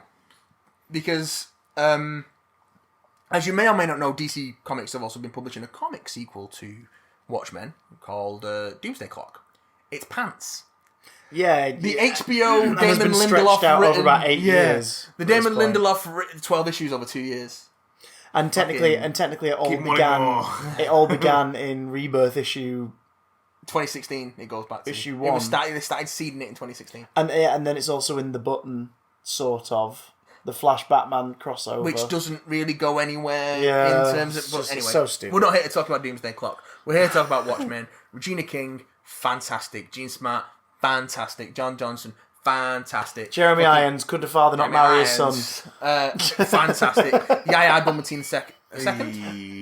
Yeah, I always think back to that. Fantastic. Could a father not marry his son? Is gay a conspiracy? Jeremy, stop talking. Stop talking. Accept words for other people that have written for you. Well, and he's then very say good them in on this camera, and please. doesn't say Thank you, anything Jeremy. that weird. But he, Does he have a CGI dog? no. Worst show of the year. Worst show of the year. There are plenty of other things in this for you to. Is there a squid monster? So, Did the squid monster happen in this universe? I will say this is a sequel, explicitly to the comic a book. sequel to the comic book. The squid monster happened. Not the film. So, Squid at monster least, happened. how much of a would you be able yes. to, if someone, for example, has little to no interest in reading the book, yeah. which incidentally I don't. I've read it several times. I think Yeah, it's brilliant. yeah. Da da da. Could this still be a recommendation? Does it stand on its own, or is it required as Kenesha, come closer for a moment. come? We summon thee. Summon thee I'm stepping out. from your Someone in gourd. that exact position who never read the comic. Speak to the microphone. Have you read Welcome the from your gourd. 1986 Alan Moore, Dave Gibbons miniseries Watchmen? I have not. Did you enjoy HBO's 2019 miniseries? Why did I Watchmen? fucking enjoy it? Did you get it? Did you understand it? Yeah. Do you think that it would be confusing to people who don't know the original story? I think some bits could be confusing. I think some bits only made sense because I had you to go, yeah, that's why this is. But for the most part, I think... For the most part, it What's explains the blue itself, yeah. penis about? I think a lot of my questions came from the fact that the show isn't told in a direct fashion, and you've got a lot of converging storylines, and I wanted to know more information than what was available at the time of watching it, because we were watching them as they aired. Yeah, but... So I think had I held my horses Yeah. and just stuck with it, everything would have made sense on its own. But instead I was just going, and what's that, Matthew? I know people were what's that? worried about Damon Lindelof from his past work. he might not get, he might set up too much and not answer enough. Oh yeah, not the case. In fact, hasn't he said he only had the one series? Yeah, this was intended to be as someone who has been fucked by his storytelling style before. Yes, 100%. The Linda Lothian blue ball syndrome. Yeah, I get the concerns, and it's one of those things. I don't want to overhype it, because if you overhype something, then someone goes in with the expectation that it's going to just. I'm quite happy to overhype it. You're just going to absolutely just jizz as soon as it comes on the screen, and it's not that. Nothing's ever going to be that good, but. The blue balls were on screen I would this say time, so. I enjoyed it very much. You enjoyed it very much. It was something that we very much look forward to watching, and like I say, it's just try and set your own expectations. Obviously, if you go in thinking it's the best thing that you're ever going to see, it's going to let you down. But if you just go in with the reasonable expectation that it's going to be pretty good, you should be all right. It's quality TV. The less you know about it going in, I think the more fun you'll have. Definitely. And what I enjoyed is that although it does answer all the important stuff, there are some very important questions left to answer. Yes. I'll leave it at that. But also, Nick. I just said your name backwards and returned you to the fifth dimension. Thank you. But they're I'm gonna have also some noodles. there are also questions that don't need answering necessarily for it to feel complete and done. But it's great, and it is it's a very smart. It picks up from and develops on the stuff that's in the graphic novel and the themes that are there in a very smart way. It basically goes, okay, so Watchmen happened in 1986, now it's 2019, what will the world look like? It's also a very black show. Very black show. It is absolutely... So in tone or in terms of the well, both. The casting, but also it's and the characters. A specific event. Representation. So the... Slight spoiler for the first episode. The show opens with the Tulsa race riots from 1908? Early 1900s. I'll quickly fact check. Where basically the KKK in Tulsa wipes out the black population. Oh, wow, okay. This is a real thing that actually happened in our world. Yes, but this would have been before, because it was like Dr. Manhattan and all that yes, kind of stuff, which is where the timelines kind of properly split. Yeah. Is that right? I thought it was pre-First World War, my apologies. But yes, it's... Oh no, it can't be... Yeah, makes sense why it's not, yeah. That kicks off the show. You don't realise why until much later. Apart from the fact that but it is relevant. It isn't just here's something shocking. Look at this thing. It is absolutely relevant, and racism and white supremacy is a huge part of the show, and the criticisms of that and how to deal with it are a huge part of the show in ways that I wasn't necessarily expecting from a white showrunner. And also because race relations isn't really a huge theme or theme at all in the book. I don't think it's sort of touched on here and there, but it's not. It's not the main focus, arc. really. Yeah. But they do a really good job contextualising it within the world of Watchmen and what that means. It really does sound. Where's my list? It's getting added. Get it on. Watchmen HBO. I think it's only 9 episodes as well. Because what ended up happening with me is just the timing of it. I let my now subscription lapse. Yeah. Because I realised that I am the risk of dying by 1,000 cuts with all of these various subscriptions. And that was one that I was engaging with the least. Yes. And so I just let it go, and then Watchmen comes out. I was like, I'll wait for it to come elsewhere. Before your Now TV lapsed, did you catch Chernobyl? I did catch Chernobyl. That is on my list. That is on my list. That was... Chernobyl's on your list. It is number one on my list. It is. 5 and if you like it, best maybe just give it episodes of another TV I think I've ever seen. Yeah. It's just honestly, stunning. And particularly as a kind of catastrophic world events that we were all either infant children or not even alive. Because was it 88, 86? 86, I think. Something like that. So none of us were even born. No. But we've all had a kind of passing awareness of what it was. It's become a pop culture thing. Everyone knows about Chernobyl. This is the Chernobyl of such and such. It's to do with, it's a big disaster that happened, blah, blah, blah. But then to the way in which that story is presented by a predominantly comedy writer, if memory serves. Craig... They're all about Steve and stuff like films that are not good. The Hangovers he did. Craig Mazin. Oh, was it the Hangover films? I knew it was a Bradley Cooper, previous John. credits as a writer, fucking the 1997 Rocket Man, not the Taron Egerton one. Yeah. Right. Senseless, 1998 comedy. Scary Movie 3 and 4. Oh, yeah, superhero the ones that movie. aren't about scary things. Superhero movie. Yeah. The guy that did superhero movie. The Hangover Part 2 and 3. Not even the first one. Identity Thief. The was that Melissa McCarthy? Melissa thing? McCarthy, Yeah, Jason Bateman. Yeah. The Huntsman, Winter's War. The Huntsman sequel. Not the first one, the sequel. But like, isn't this telling though? Is like, yeah, like some of them, because I haven't seen all of them, but some of those you've just listed are genuinely terrible films. Like awful.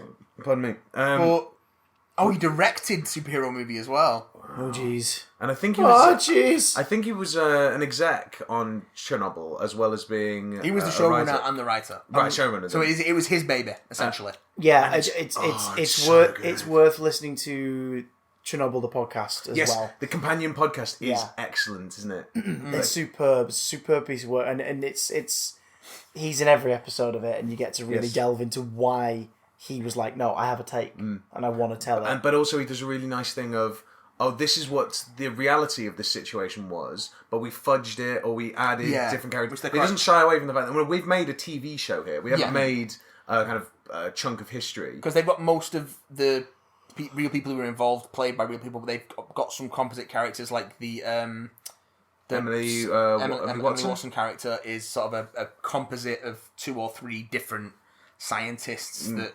fulfilled that same role in real life and such. And so they've done the things they needed to do to get it to work as a narrative. Yeah. But so much of it was real. They didn't need to do a lot of it. And they've also not sensationalized it in some ways that even some supposedly true accounts have since. So things like so the dudes that go, I'm not going to spoil one in this because this is really happened. The dudes that go into the water underneath the plant. Yeah, in the scuba gear. To turn off like the water. into like highly irradiated water. They're putting goggles and masks on. Like, is that? Am I thinking of the right scene? Yeah. They survived. Yeah. And in most accounts and most dramatizations, that makes out that they died. But lived long and happy lives as well. Yeah, they were relatively unaffected. I think 2 of them are still alive. Yeah. Even. But yeah, them surviving doesn't make that sequence any less tense. Because it's almost in complete darkness as well. There is a moment where it goes to complete darkness and all you can hear is the ticking of the Geiger counter and the breathing of the people. It's incredibly well done. It's just incredible television. And speaking of sensationalizing, though, the makeup effects that are used to kind of show the effects of radiation on the people that worked to try and combat this sort of glowing uranium with water, who were stood there in kind of vests and jeans and stuff, to watch their kind of degradation through the makeup process it's honestly one of the most shocking things. There's that one moment. There's a couple of moments. There's a couple of moments that really strike me that sort of emphasise that really well. One is when the guy is made to peer over the roof. Yeah, and he's normal and he peers over and he turns back and his face is just bright red. Yeah, he's taken that much radiation in a couple of seconds. And the other one is when the guy who was running the shift is like trying to explain that there's nothing wrong, and then all of a sudden mid-sentence just vomits all over the table. Yeah. And it's just it's done without fanfare or like they just do it so casually. Yeah. There's no like dun dun dun dun like music score or anything. It just happens. He's actually on.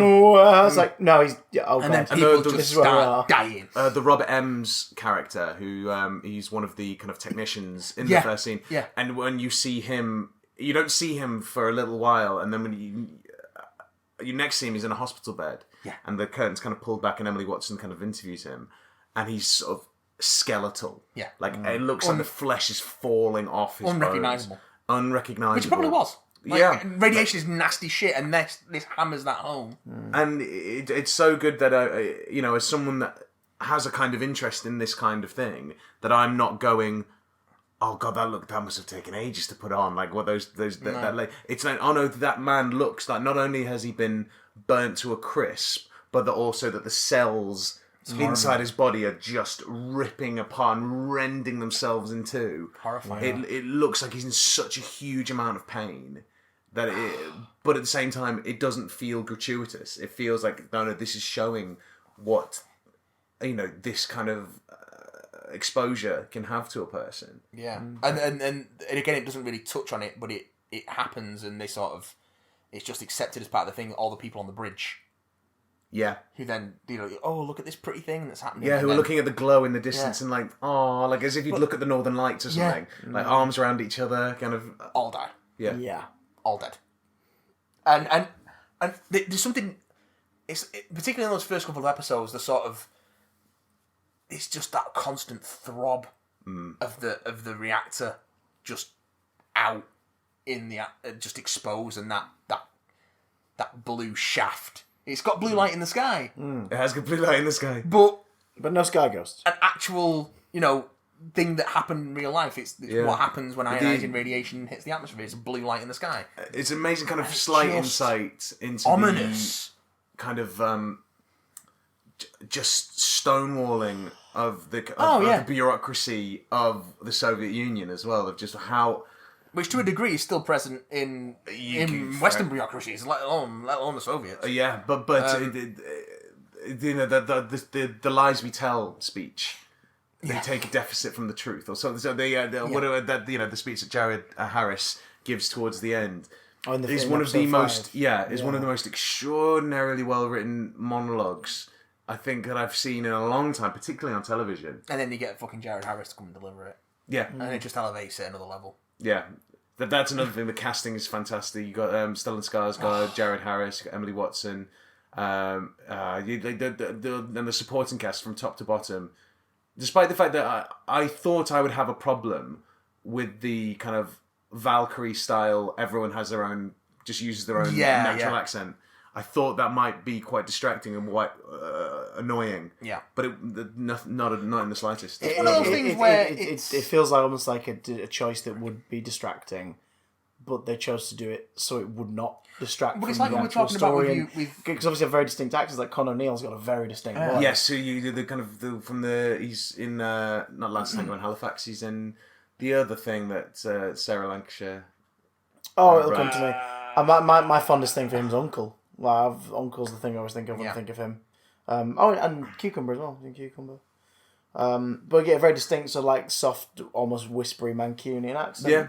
And you think this sort of stuff is going to be distracting, but it ultimately isn't, just because the tone is so well. The guy that he's playing, it's like, oh no, this is no one else could have played this. Like he's the spitting image of the man. Yeah, like, it's insane. Crazy. But it's like we were saying with Ewan McGregor. When something is so compelling and just good, for lack of a better adjective or a deeper sort of critique, you don't care about the technical aspects. They don't matter. Yeah. Well, and also because the world in which they're being put into is so well researched and so detailed and so which is kind of detailed in the companion podcast. It almost sort of button for button on these consoles. It's there.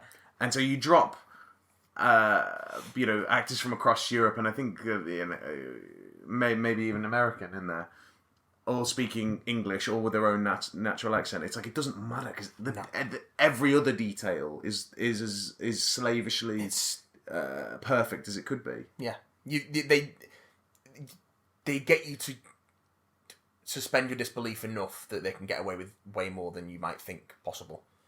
That's how good drama works. I think a lot of time good filmmaking works. The artifice of that. That's why Cats is shit. But go on, Chris, talk about some TV. To lighten the mood ever so slightly, just going to touch on a couple of the more comedic highlights. I've got a couple of comedic ones as well. Well, at least one anyway. If you're a TV geek or you are very critical over light, fluffy entertainment, this time with Alan Partridge was a really fun way to kick off the year comedy-wise, because holy shit, there's some very accurate kind of piss-taking going on in that. I'm not a fan of shows like The One Show and This Morning. Like, I get it. It's not for me. They have their place. The One Show. So to watch them kind of dissected in this way by one of the companies that produces a lot of shows like this was very kind of entertaining. Steve Coogan's still a knob, but this character is always very well written. And I was just delighted that it happened the way it did. I don't want it to have a second series because it ends so perfectly. And I like the idea that in this ongoing fictional career for this character, this is one thing that happened. Yeah. I see what you mean. I was going to say, because there's definitely going to be more Alan Partridge. He's got another Sky thing on the way already. Yeah. I mean, it's only been 30 years of the man. The BBC have confirmed they're doing another Alan Partridge thing now because of the success of This Time. And you just know they'd be like, let's do This Time Series 2. Which is not the right thing to do. No. It is not the right thing to do with this fictional person's career. Because he gets fired, quite rightly so, at the end of it. And it wouldn't make sense to put him back in it. So, I mean, at this rate, I probably have a cabinet position in a couple of series time. Hell, yeah. I highlight the series being the bit where his lookalike performs some very pro IRA songs. And it's like... I can't quite believe... It was the out-of-body experience of I can't quite believe this is being shown on BBC One at 9:30 on a weeknight. Brilliant. This is so bizarre. Brilliant. Another BBC highlight this year, Ghosts from the Horrible Histories team. Really fun, because it's just odd. That one passed me by completely. It's wonderful. Perfect time to get into it. They are in pre-production on Series 2 right now. Rehearsals have already started. It is... the right amount of silliness that we kind of need right now in the world, where you just sort of want to watch something that's going to make you chuckle from how stupid it is. It's great. Easy concept. Couple inherit a house they didn't realise that they were in the will for. That house has several ghosts of different generations in it who don't really want anyone to touch it or move it around or be there. The ghosts are played by the central cast of the successful run of the original 5 series of Horrible Histories. They also write the show. It's on after 9 p.m, so every now and again these people who you're used to being in family-friendly comedy are saying words like bugger and shit and piss. So it's not a CBBC kind of... not CBBC, no. Because Horrible Histories wasn't it? It was, but it's very much in that same kind of sensibility. Like, the tone is very much in that same thing. But it's not like full of effing and jeffing, but it does, every now and again, like a character will say, "Oh, you bastard," and I'll be like, "Well, you can't say..." Oh, no, wait, no, they can. So if you enjoyed Horrible Histories, The OG Run, or Yonderland, I highly recommend Ghost. If you just want to laugh, and to laugh at mortality and how death can be hilarious, then watch Ghost. Oh, yes, I have a good companion piece to Death and Mortality. But by any chance, is it What We Do in the Shadows? It actually isn't, but yes, it should be. Well, that is also on the list. BBC acquisition this year. FX in the States. FX in the States. Over here. Its second series is shooting now. Oh, it's so good. Very good. It's not a replacement for the film. In fact, halfway through, it blatantly states, the film also happened. It's essentially a sequel. This is a sequel. Film, yeah. We're just filming a bunch of guys in the States. Group of vampires in New York. Caven Novak. Oh, Caven Novak. Matt Berry and Natasha Dimitriou. Yeah. Who I hadn't seen in anything before this. Yeah, she's a real sort of revelation for me as well. She's incredibly good. I think the thing, she's been quite a few things this year. This is my favourite thing she's been in terms of showcasing yeah, I think so. I think. And the sketch pilot she did on BBC Three was okay, but it wasn't brilliant. Consistently brilliant. Even though BBC Three are doing their usual thing of recycling the same 8 clips every 2 days on the social media and going, "Here's a clip from the Mighty Boosh." It's like, how about you fund some new comedy, guys? Well, the people on BBC Three famously have no money. So. But What We Do in the Shadows is wonderful. Caven Novak especially, like, is... Good God, the stuff he does. But also you could just call up any scene from it and just giggle. Because it's so funny. Just the love and care, like the film, toward vampire fiction, and the fact they go all out on it with the makeup and all these things. They don't hold back. And again, just little guest turns and pop up from character actors like Anthony Atamanik as like the obnoxious neighbour, which is always nice because it's like after the President show got cancelled, I'm like, I want him to be in more things. He's really good. And then obviously, I mean, was it episode 8, The Trial? Which is just a freaking production line of guest stars appearing in that one. If anyone who's right down to Wesley Snipes Skyping in. Other media. I didn't expect Evan Rachel Wood to pop up in that, but I'm glad that she did, because she's fucking great at it. It's just so good. And Beanie Feldstein as well, and might be MVP of the series. Yes, She's fantastic in it. She's got some good stuff coming down.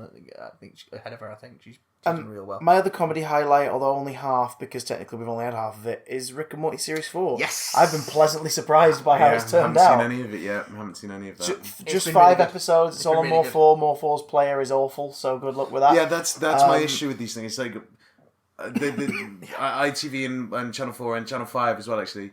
Their players aren't Players refined. are not well made. Once the ads finish, you have no idea.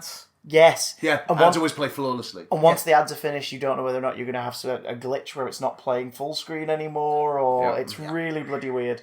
But well worth giving it a push. These 5 episodes Fight against the technology. really do suggest that they have been given that room to just no, you guys can do your thing I think now. I particularly enjoyed the first episode and the way it just gave a middle finger to all the toxic fandom that's popped up over the last couple of years. It was very... There's a mission statement very clear from the like- top that if you with the Szechuan sauce lot, fuck you. We don't want you watching anymore. Go away. Really? Yeah, it's really clear from the top. Was that how they describe themselves? Like these kind of I don't know how they ardent describe fans. themselves. We're the Szechuan sauce guys. Oh god, But that's where it kind of first manifested, that sort of toxic fandom around Rick and Morty. Yeah. I think. And also you can tell there's a more comfort as a department now that this is their job, full time, and it's not something where they're having to fight network influence and. Oh yeah. So I rewatched Morty's Mind Blowers last night, and I forgot the last line of that is Summer saying to them as they argue with each other on the couch. She says, "If you two stopped arguing, you'd actually get shit done." And it's a line where you're like, where did that come from? And they're like, oh shit, it's Justin and it's Justin Roiland and Dan Harmon. In the show, just making it clear that the reason this takes time is because we don't get on when we're on a deadline. Yeah. And whereas now it's like they've got to produce some content each year, and the way around that they seem to have found is right. Well, there's your first 5, and the next 5 will be out in spring 2020. I don't mind if they just stop doing seasons at this point and just release bunches of episodes. Just when they're done. Like, here's some. Here's a couple every 6 months or whatever. Just when we finish this one out, it goes. Son of a bitch! I'm in! I think, oh, jeez. I think the mission statement of the series is aptly summed up by the quote, "Your booze mean nothing to me. I've seen what makes you cheer." Yeah. That's very good. Yeah. Final note for that one, Snake Jazz. Snake Jazz. Any more TV shows? Go on. Oh no, I've got one. Please, I know, darling. Oh well, just to kind of connect with the kind of hilarity of death from What We Do in the Shadows. The Good Place has continued to be one of my favourite series, kind of going. I've watched most of it thanks to my wonderful partner being a fan. I cannot. Good. It's very good. It's utterly nonsensical. It's ridiculous, but it's so earnest, and also is in the same way that, say, something like Futurama came at a comedy with a kind of maths and science background, and they'd throw in jokes that would only be for people that had an interest in that kind of thing. Yeah. In a similar way that it does, The Good Place has with philosophy. Yes. And philosophers. And it will be taking jabs and making references all the time whilst remaining one of the smartest, dumbest shows that is kind of actively out there. Incidentally, it also has a very funny companion podcast. So they'll have sort of Megan Amram, who's one of the lead writers. It'll have... she's great. The cast, I've been familiar with her social media, as longer than I have her work, just because I'm like, you are very funny.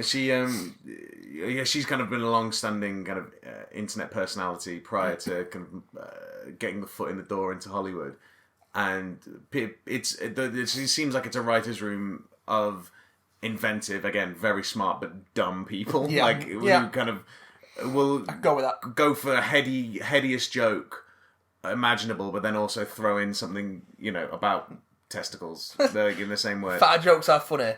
We're still smart people. Yeah. So that I will just to kind of before What's yours, Chris? Could Ted Danson still get it? Yes. Yeah. Not to sour the mood, but Years and Years. Yeah, also on my list. Which not seen it. add it to your list, man. Add it to your list. Years and Years is. I think the easiest way. I think the way you're gonna have to watch it now might be renting it because I think it's off iPlayer now. But it's a series by Russell T Davies that will date, but the point of it never quite will. I think the core messages of it, stuff about family, stuff about how we as people change with the technology around us and what it gives and what it takes away, and also the political element and angle of it. That stuff will never age. Even the point of it, though, was they went in such quick turnaround to make it as relevant to today as possible. And I've heard him interview, I think it might have been his Desert Island Discs, where he talked about the difficulty in that, in kind of updating it bit by bit, and then as soon as the green light was given, to get that turnaround going and get the filming finished as quickly as possible in order to make it as contemporary as possible. So you're right, it will age probably quite quickly in terms of its visuals and its kind of the kind of technology, I suppose, that's available to them. But I think it's going to be one of those. The themes will probably stay strong. Oh God, yeah. I mean, themes of identity, the stuff with the immigration side of the story, the idea of like being transhuman and like finding yourself, and the political stuff is the thing that I think is most frightening. That's the stuff because the technological stuff is sometimes upsetting, but most of the time has an angle or at least comes from a position of hope. Yeah. And it's how people use it that is upsetting. And it's the sort of interplay between relationships and the breakdown of relationships and things like that is a staple of his drama and how well cast and written they always tend to be. This was a Red Productions one, I think. So I think it's his first one, first major one with them, I think. And they might have worked on A Very British Scandal, though. Yes, also, I mean, that's the previous but also very. Because I know, I think Boys is a joint Red and Bad Wolf. I'm not sure, but it's just so well done, and it's very much like Torchwood Children of Earth. The best way to watch it is over 5 nights if you can. Just like take it night by night, let each one soak in a bit before you go on to the next one. Sounds good. Astounding cast and a bunch of usual Russell tropes. You've got Smiths, you've got Joneses. Character names from his early stuff get reused because he likes to reuse character names for characters who are non-true. So the journalist who interviews Lucy Saxon in Last of the Time, Sound of Drums, is called Vivian Rook. That name gets repurposed here for Emma Thompson's character. Yeah, so he's the kind of Nigel Farage type. Nigel Farage meets Katie Hopkins. Oh wow! Yeah, who via the cult of personality ends up kind of working her way into the highest. And then in terms of keeping this contemporary, it's like that's exactly what is happening right now. That is what, all over the place. She's populism manifest. It's really good, and I ended it absolutely delighted I'd watched it. But really fucking depressed. It's one of the highest sort of recommendations I can give this year, whilst also having absolutely no intention of ever watching it again. Yes. Like I thought it was genuinely fantastic, but it really does throw your heart across the room. You can do that though. One of my first, because I'd watched a bit of Queer as Folk when that first came on, but my first like sort of real brush with Russell T Davies with The Second Coming. They did with Christopher Eccleston. Oh God, I love So Good. Which again has a very sort of like, oh God, that ending. Fucking that tears your fucking heart out towards the end. So yeah, he's good at that. He's all Russell. I've just remembered that Queer as Folk, one character's story gets sequelized and concluded in a brief scene in Cucumber. I've just randomly remembered that. You get an implication that somebody drowned himself in Canal Street. No.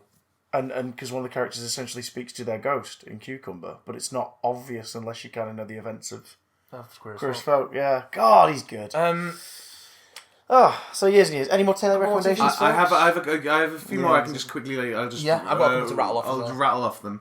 I'll start off with the ones that I don't think you've got. So I'll start with Barry. Yes, I do like Barry. I can't watch it. Yeah, which I need to continue. I've dipped in a couple of episodes now. Extraordinarily good.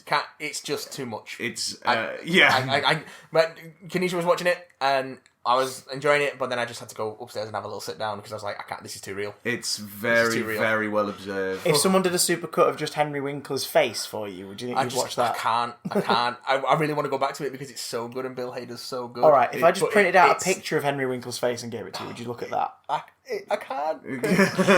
So that's I could go into that, but no, I don't know to upset Matthew. Oh, please, don't worry about me. Well, for first season, which Matt used to be an assassin. Assassin turned acting student, basically. It's and hilarious. It's a hilarious kind of concept, but again, the more you get invested with these people over time, with the kind of sort of inherent jollity of it all, the more liable you are to get your heart kicked in the dick. Well, Bill Hader's co-writer as well, isn't he? And he's one of the showrunners, and he suffers with chronic anxiety and depression and brings that to the table for this. But also the second inclusion of the, quite frankly, just perfect Darcy Carden, who is also in The Good Place, also plays Johnny in The Good Place, but she props up in a kind of supporting role in Barry as well, and she's had a kind of sort of coming home party of the coming home, whatever the thing is, the phrase Homecoming. She's on the radar now. She's on the radar now the last sort of few years, and I never want her ever to go away. Sex Education, I've not seen Sex Education. That is very good. Also another Netflix thing, kind of a weird kind of amalgam of sort of British awkwardness and American kind of visuals in terms of the kind of high school setting. Yeah. Really weird, heightened kind of... Because that's getting its second season soon as well. Yes, that comes out very soon. That's getting advertised at the minute. With phenomenal cast. Forgotten the guy's name. Oh, who's Jimmy Flip? Yeah, he did Ender's Game. That wee lad. Oh, I say wee. He's like 25 now, I think. Asa Butterfield. Asa Butterfield is the lead. Oh, the once and not quite there future Spider-Man. Yeah, he was almost. Oh yeah, he could have made a very very different but very good Spider-Man, I think. But the amount of he can sort of twist your insides into a knot with how awkward he can be, and because the show is sort of so much about sex. Yeah, I feel that would be very difficult. Hannah Rose Woods, I think. No, that's not her name. Hannah Rose Woods is not her name. There is a Hannah Rose Wood in it, isn't there? She's the is that her name? I think it might be. She's blonde, kind of dorky. Matt, if you wouldn't mind. Was Amy Rose? Is that her name? Amy Lou Wood. Amy Lou Wood. Amy Lou Wood. That's it. Thank you. The name rang a bell, but I was like, I don't. Yeah. She is for all intents and purposes, a kind of supporting role in this, but she is just phenomenally good, and I'm looking forward to kind of seeing more of her in the future. I think that might cover all the things that you have not seen. I was going to say, I can't quite believe I missed that one off my list. Dark Crystal Age of Resistance. Which I've still not watched yet. Did you not see it? I loved it. I binged it like crazy over about a week. I fell in love with it. And how it's so well put together. And it like all... No, I was going to tell either. It's not all practical by any stretch, but it is... Well, for the most part. For the most part, it is. And the only time that... The CGI is so well implemented that it doesn't quite distract. I spent an afternoon hanging out with... Me and my friend hanging out with Mother Augur and fantastic! And seeing the puppets at an exhibit at the BFI that was on just before it launched. Oh, that's very cool. So we went and had a little faff around Right, Simon Pegg is... Isn't it? It's Frank Oz, basically. Yeah, it was the Chamberlain? I think it's the Chamberlain. Like, terrifying, because... If it's Chamberlain, Thing is, cannot quite tell it's him. No, you like, really the can't. Performance is so good. Hello to Jason Isaacs. Yeah. Jason Isaacs is great as the Emperor. Always happy to see Jason Isaacs. There he is as the Emperor. Gugu Mbatha-Raw, I think I don't know how you pronounce her name. Gugu Mbatha-Raw. She was in Cloverfield Paradox. And Belle, she was in as well. I think that's how you pronounce her name, though. Got the Emperor set up on his throne at the exhibit as well. Oh, it's very good. You've got Natalie Dormer's in there. You've got Helena Carter, Lena Headey, Taron Egerton. He was a bit so-so, depending on the scene. I don't think Taron Egerton is quite.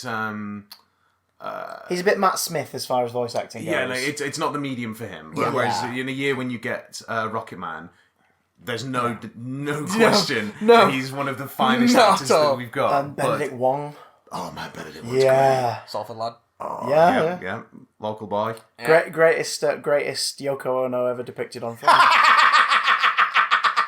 Seriously, it's brilliant. Have you not caught the Peter Serafinowicz show? Because Peter can obviously nail all 4 Beatles, so there's loads of sketches based around the Beatles.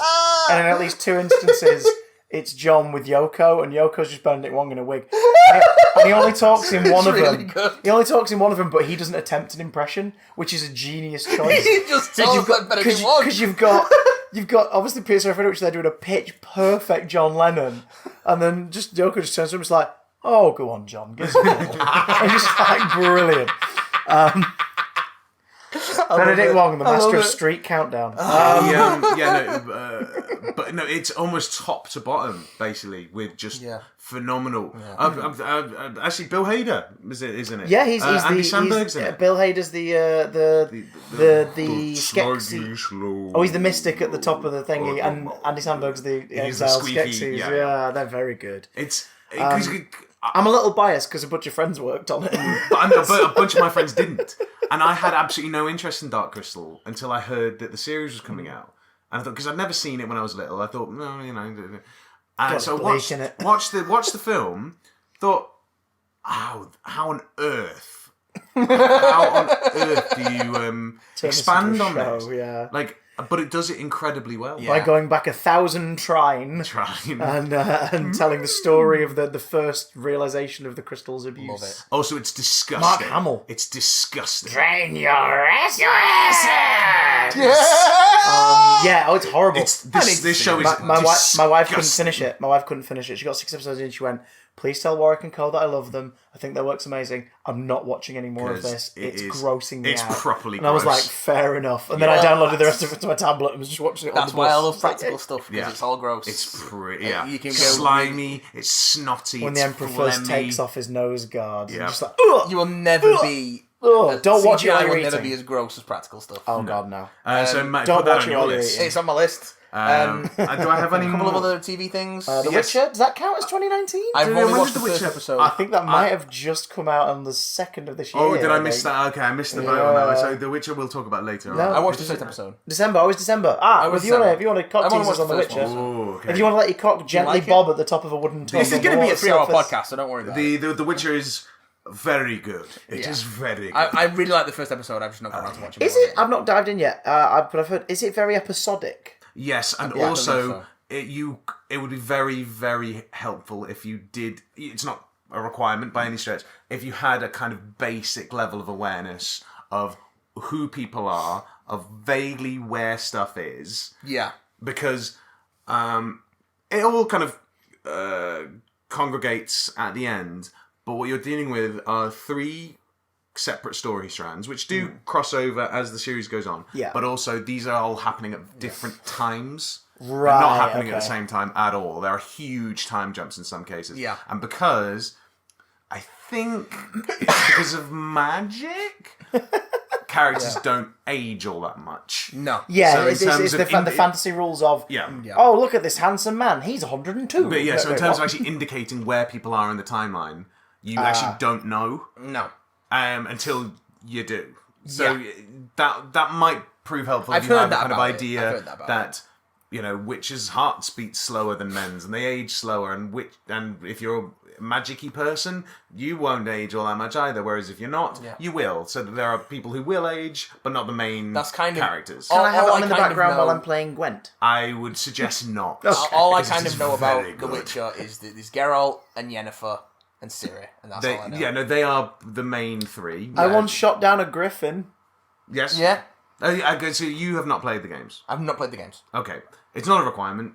It's not, in fact, because the show casually distances itself from the games, weirdly. The show is... Mostly because Netflix wants to go, hey, you know that book series, the fantasy the thing, games where are the a adaptation sequel to the upset you books. all? Yes, And whereas the this series is based on the books. Oh, yeah, but it seems to be that thing of, even in the press, there's no mention in a lot of the articles and essays and whatnot about it, of the games, almost as though they're trying to say, hey, you all like that fantasy series from the books, there might be a right? rights thing, like in terms of, can we invoke... Although that being said, Henry Cavill is very much channeling the video game version. He is, he's doing the voice, basically. I liked Henry Cavill in it as well. It's nice to see Henry Cavill. British or American accent? Oh yeah, I like Henry Cavill. Remember liking Henry Cavill? Like, but the thing is, like Scarlett Johansson, if he stops opening his mouth in interviews, I'll like him more. I feel like because his level of earnestness, particularly with the interviews around this, he's been so wearing his kind of sort of adoration for the series on his sleeve. But it's like, this is actually quite nice. He's like, enjoying himself in something. He's having a nice time. It's like Fassbender with Assassin's Creed, but with a better end product. Yeah, that was not great, was it? No, but this is it kind of, and also benefits from the whole kind of Witcher job description, basically, that you can kind of have kind of Monster of the Week stylings, but whilst also having a actually quite complicated meta narrative. Yes. So that, and also Anya Chalotra, who plays Yennefer, is phenomenal. Yennefer's not in the first episode, is she? She comes later. Yeah. Her, so I thought I might have seen her and not known it's supposed to be her. No, arguably is the most kind of striking of the lot. Yeah. And I've known Anya for a few years, and she's always been excellent. Yeah. But in this, I hadn't seen much of this prior to actually sitting down and watching it, and she's fantastic, and again, very, very high quality supporting cast as well. And do I have any more? I have one more, and that would be Fleabag. Yes, Fleabag S2. Fleabag S2, Hot Pre-Stick Boogaloo. Yeah. I love you. It'll pass. Hey! It broke my fucking heart. Yeah, I've not watched the second season. I've watched the first. I've not watched the second. Neil. It's very good. I did very much like what I watched, but Kneeling will ever be the same. Yes. I want to quickly breeze past. Please do bring these up because his as far as dark fancy materials? thingies go, they need a bit. I barely get. I've only watched Fucking- episode 1. So I've seen far. people not liking it, and I don't understand why at all. Daphne Keane is a fucking star. She's incredible in this. She's what, 13, 14, and she's holding a HBO BBC co-production genre series on her shoulders. Yeah, She's brilliant. that's a damn good sign. Again, amazing supporting cast. Ruth Wilson particularly. Ruth Wilson's always good, though. Yeah. I like the fact she's sort of embraced that she can play villains well and is just sort of playing more villains. Oh, she's terrifying in this. You know, you guys have seen The Golden Compass, right? The 2007. I have. And you remember it's kind of bobbins. It's terrible. Yeah. And Nicole read Kidman's it. kind I of like, didn't see it.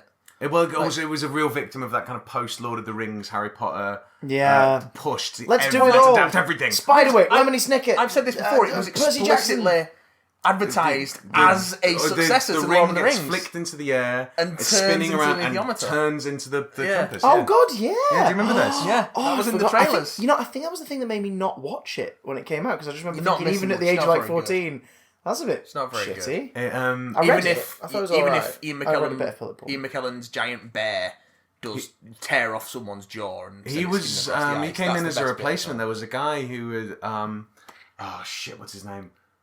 There was it was a young black actor. I can't remember his name now. He's supposed to be voicing Yorick in the film. Who's supposed to be voicing the bear? Yeah, and he ripped out at the last minute, and then and McKellen got stuck in there. Oof. I can't remember. Oh, I wish if I could remember names, I'd be able to tell the story. I just happened to say I didn't want a twink that week. I preferred a bear. Next thing I know, my agent put me in the boat. That's not what I meant. It's good because it doesn't. This version, The good version. This new version doesn't yeah. evoke any of the 2007 version. Not even aesthetically. Does Lin-Manuel Miranda still have his weird beard? Yeah. I.e., is it there? Is that just some soot on his face? Lin-Manuel Miranda has a weird beard. He just looks and he's so great. soft at all times. Yes, he's great. So as always, He's man. really as good per in this. always, weird beard. Great. McAvoy? James McAvoy, not in it much, but that's the nature of his role. And yeah, great when he turns up. Loads of. It's just like an endless roll call of great British actors. It's a BBC HBO co-production, isn't it? So the CGI and stuff is looking good. Yes, Okay. and Yorick Bernison is a major character for like half the series, and he's a giant bear. Yeah, and they don't shy away from showing the giant bear. Okay. And also, everyone has demons. Yes, So- which in Lyra's case is in the one episode I've seen so far is constantly changing. Yeah. Like it's Because children's demons change until they hit puberty. yes. Okay. So I will continue to watch that. I haven't finished. I've barely started. For those who've read the book, it might be a bit confusing because what they've done in a really smart adaptational thing is they've added new material that isn't in the books, but it's explained as or implied to have happened because of later books.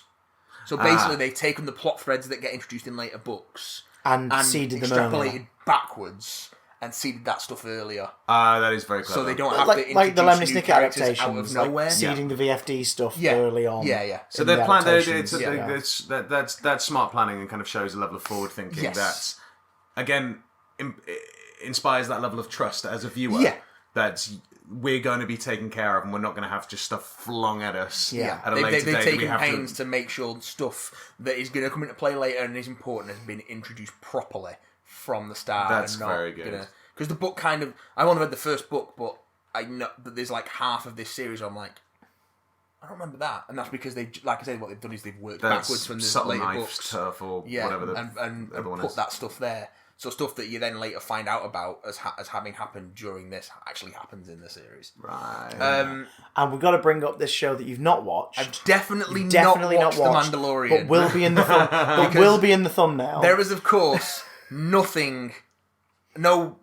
legitimate way for me to watch The Mandalorian outside of the US or Australia. And I'm a man of the law. Man of the Mandalorian. Mandalorian's fucking great. Watch it. Like, it's so good. The little bit I've seen is fucking great. It's so good. And it ends superbly. But I've not seen it. Do you ever see Pedro Pascal's face? Don't tell me. No, I don't know. I've not seen it. Why did I ask? I couldn't possibly tell you I've not seen it. You've not seen the show? I couldn't possibly tell you that...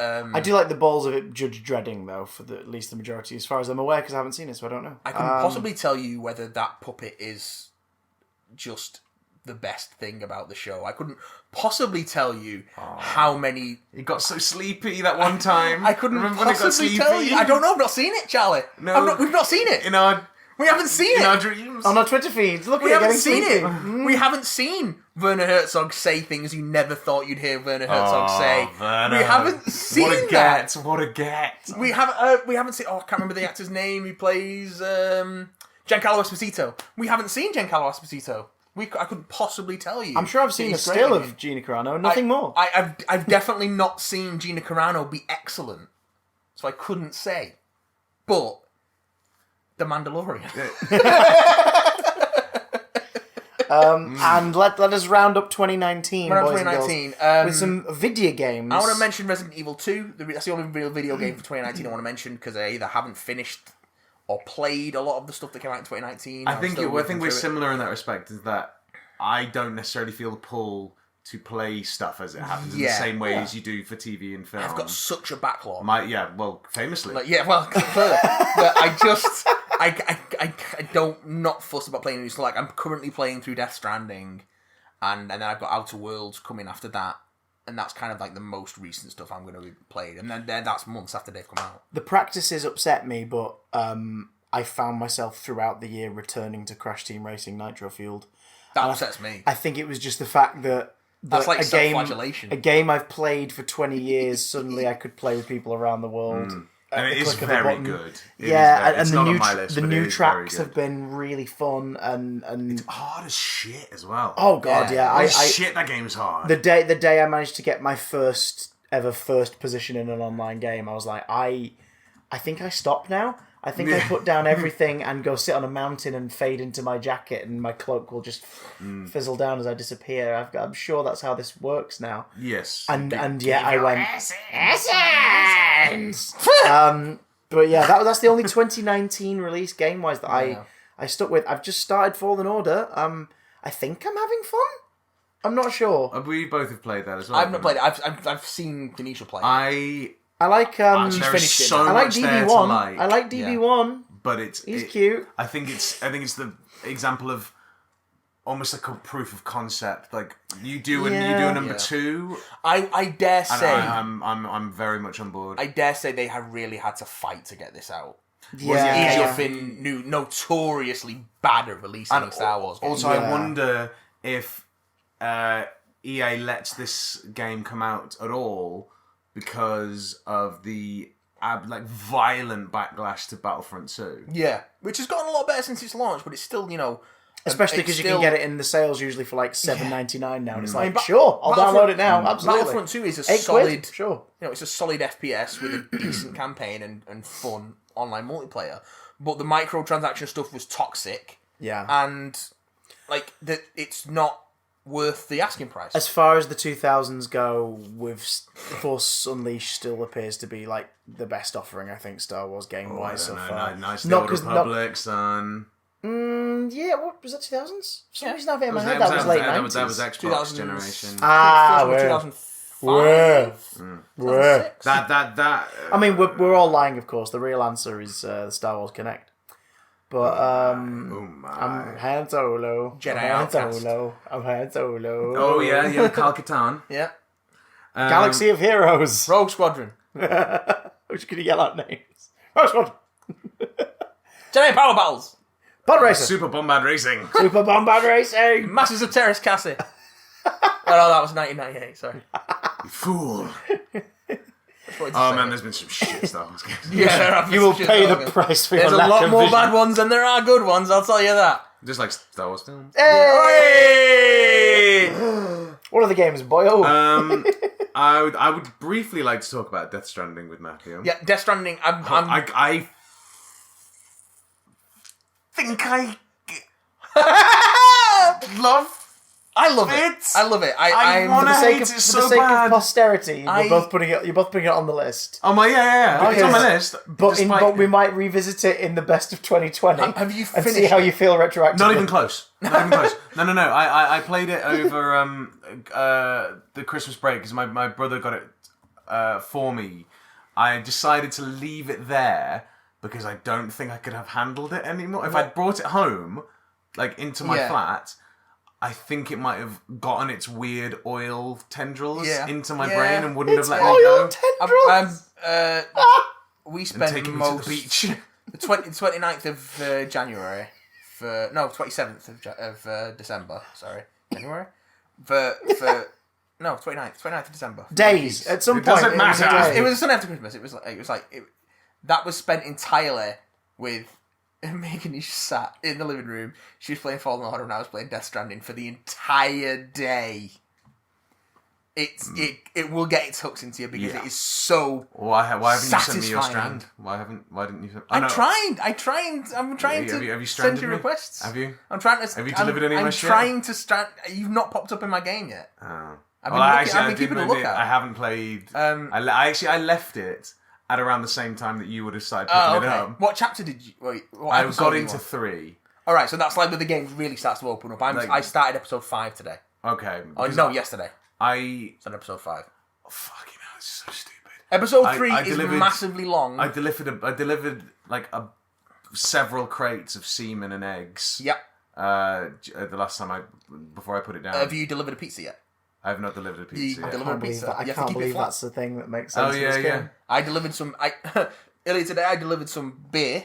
Yes. And then proceeded to get Norman Reedus drunk in his private room. Excellent. At which point, he smashes his table. I looked at Norman Reedus' crotch and he punched the camera. Yeah. He punched me. Yeah. He does stuff like that. I would love to have been in those mocap sessions because they clearly just got Norman Reedus in the room and said, fuck around. Just give it a go. Just fuck around.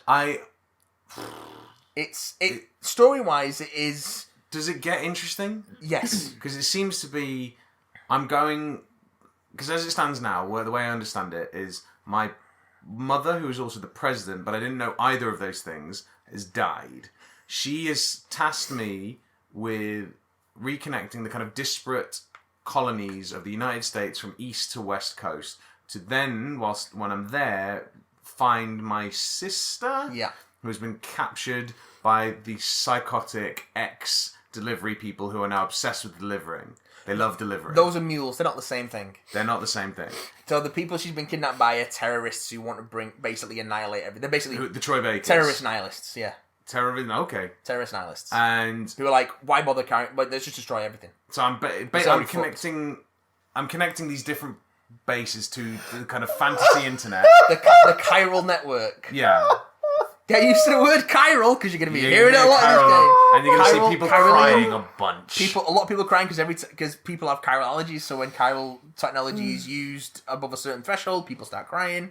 Hell of a cast. As somebody who doesn't play many, who doesn't play many Kojima games, this is wonderful to listen to because I'm like, the fuck is happening right now? It's you get a lot. Does anyone breathe through their skin? So has to be naked all the time. From what I understand, there is a nudity quiet level of stupidity with Fragile.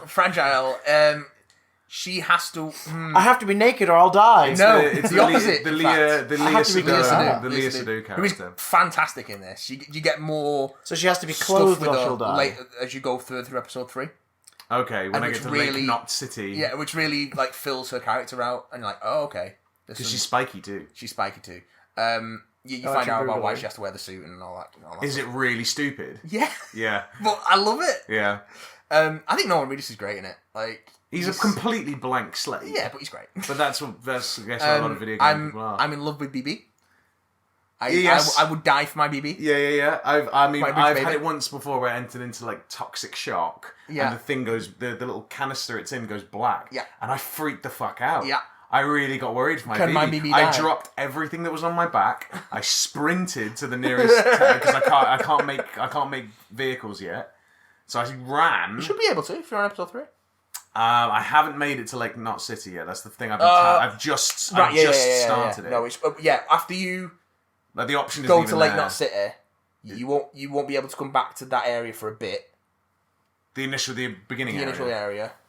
But then you will get so many more tools. I have no idea what's happening right now, Chris. But I know. You know what I mean? And I've plugged several dozens of hours into this game at this point. They've started holding hands while they describe it to each other, and I just. No, we're connecting. Yeah, it's all about connection. They've connected their hair like. This is a strand. Give us the likes. It's like Avatar. They've plugged their hair together. People give you likes by giving you thumbs ups. They're holding hands, but it's not their hands; it's their feet. You have a mobile phone, Chris, but it's a pair of handcuffs. It's a pair of handcuffs around your wrist. They're carrying. It's called the cuff link. They're carrying babies in bags, guys. I'm not sure what to do. With a tube. You drink Monster Energy. Oh God! You drink so much Monster Energy. Is it actually Monster Energy? Yeah. And you go for a dump. With your adverts canteen for the ride, starring Norman Reedus. The canteen that you carry on your character to drink to restore your stamina explicitly filters and alters water into Monster Energy. And when he drinks it, one of the lines he says, nectar of the gods. Yes, it's so good. He will also chide you if you fall over. What, himself? Yeah, he'd be like, what the fuck, dude? I love it. I love it. Have either of you found Conan O'Brien yet? Not yet. Yes. Okay. He's Conan O'Brien. He is Conan O'Brien. No, but yes. Looks and talks like Conan O'Brien. He looks like he is. Yeah, because it's motion captured and face scanned most. One of the guys Conan you get O'Brien. given missions from is Guillermo del Toro. Yeah.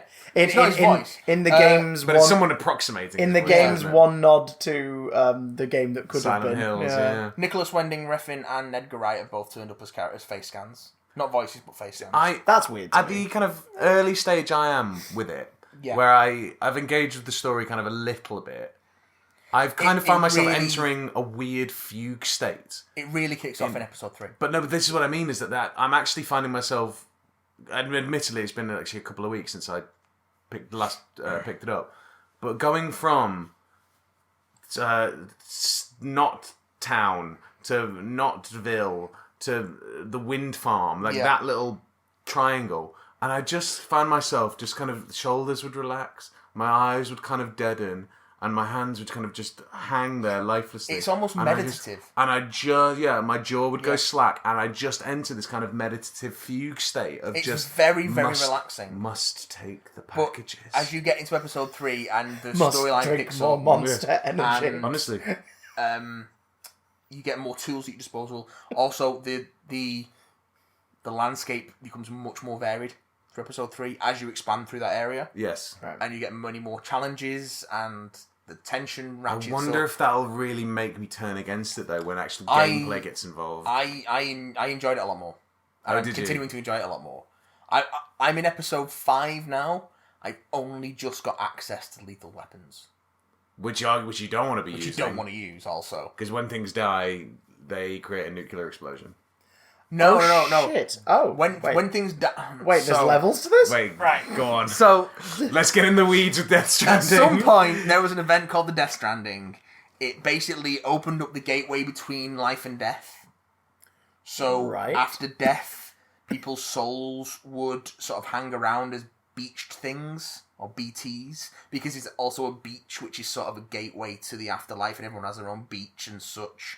And if BTs are basically antimatter beings, so the afterlife is basically an antimatter universe. So what happens when matter and antimatter collide?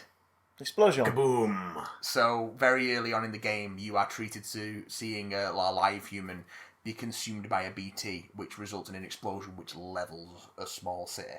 Jesus wept. But that wouldn't kill you, because your character Sam is a repatriate. Is a rape? he's a just a rape. He's a repatriate, so he can guide his soul back to his body after he dies. Right. And on Twitter, it's extraordinarily dumb. I And love think it. I want to hate it with every part of me, but I can't. I get why people do not like it. I absolutely get why people don't like it. They listen to the Giant Bomb coverage of Game of the Year stuff, and they tear it to pieces. But I genuinely love it. I would like to quickly shout out Control, which I'm in the middle of right No, now. the Rand's Control looks great. It is looks like it'd be right up my very fucking street good. as well. Similar problem to Death Stranding in that the text is far too small and my eyes are way too shit. Yeah, what's with that? is that the one that looks like a cross between Prey and thingy First Light? Yes, actually, yeah. It's in terms of the aesthetic, it's a little bit like that. It's basically Infamous First Light. You going to a kind of Men in Black style building which has been taken over by the oldest house. Which has been taken over by some weird beings from another dimension. The story is intentionally quite obtuse. Like it's not giving much away as to why you're there. It's a bit of a spiritual sequel to Alan Wake. To a lot of Remedy's believe games. so, yeah. Like there's some Max Payne in there. There's some Alan Wake in there, and there's some that other one they did, which is the Xbox one that had a TV series attached to it. Quantum Break. Quantum Break. Yeah. It's a mix of all those things. Making good on elements of all of them. Like the horror from Alan Wake, the gunplay of Max Payne, the kind of power set of Quantum Break. It's all kind of You're made a psychic good on. lady kicking ass in a facility. Yeah, and also it's got the fellow who plays Max Payne playing your kind of weird conscience type thing. your predecessor in a way, because you become the director of the Federal Bureau of Control. The FBK. And finally, a shout out to Kingdom Hearts 3. Oh man, someone played Kingdom Hearts 3. Someone did. I picked up all three of them, the three PS4 releases, secondhand while I was away. So that would be 1.5, 1.5, 2.5, 2.8, and 2.9, somewhere in there. 3. Oh, yeah. Because I thought for the price of what would have been number 3 and a possibly hate purchase at the start of the year, because I grew up loving 1 and 2. But did you play all of the middle ones between 1 and 2? I played 3 whatever over something days. You've got the DS one.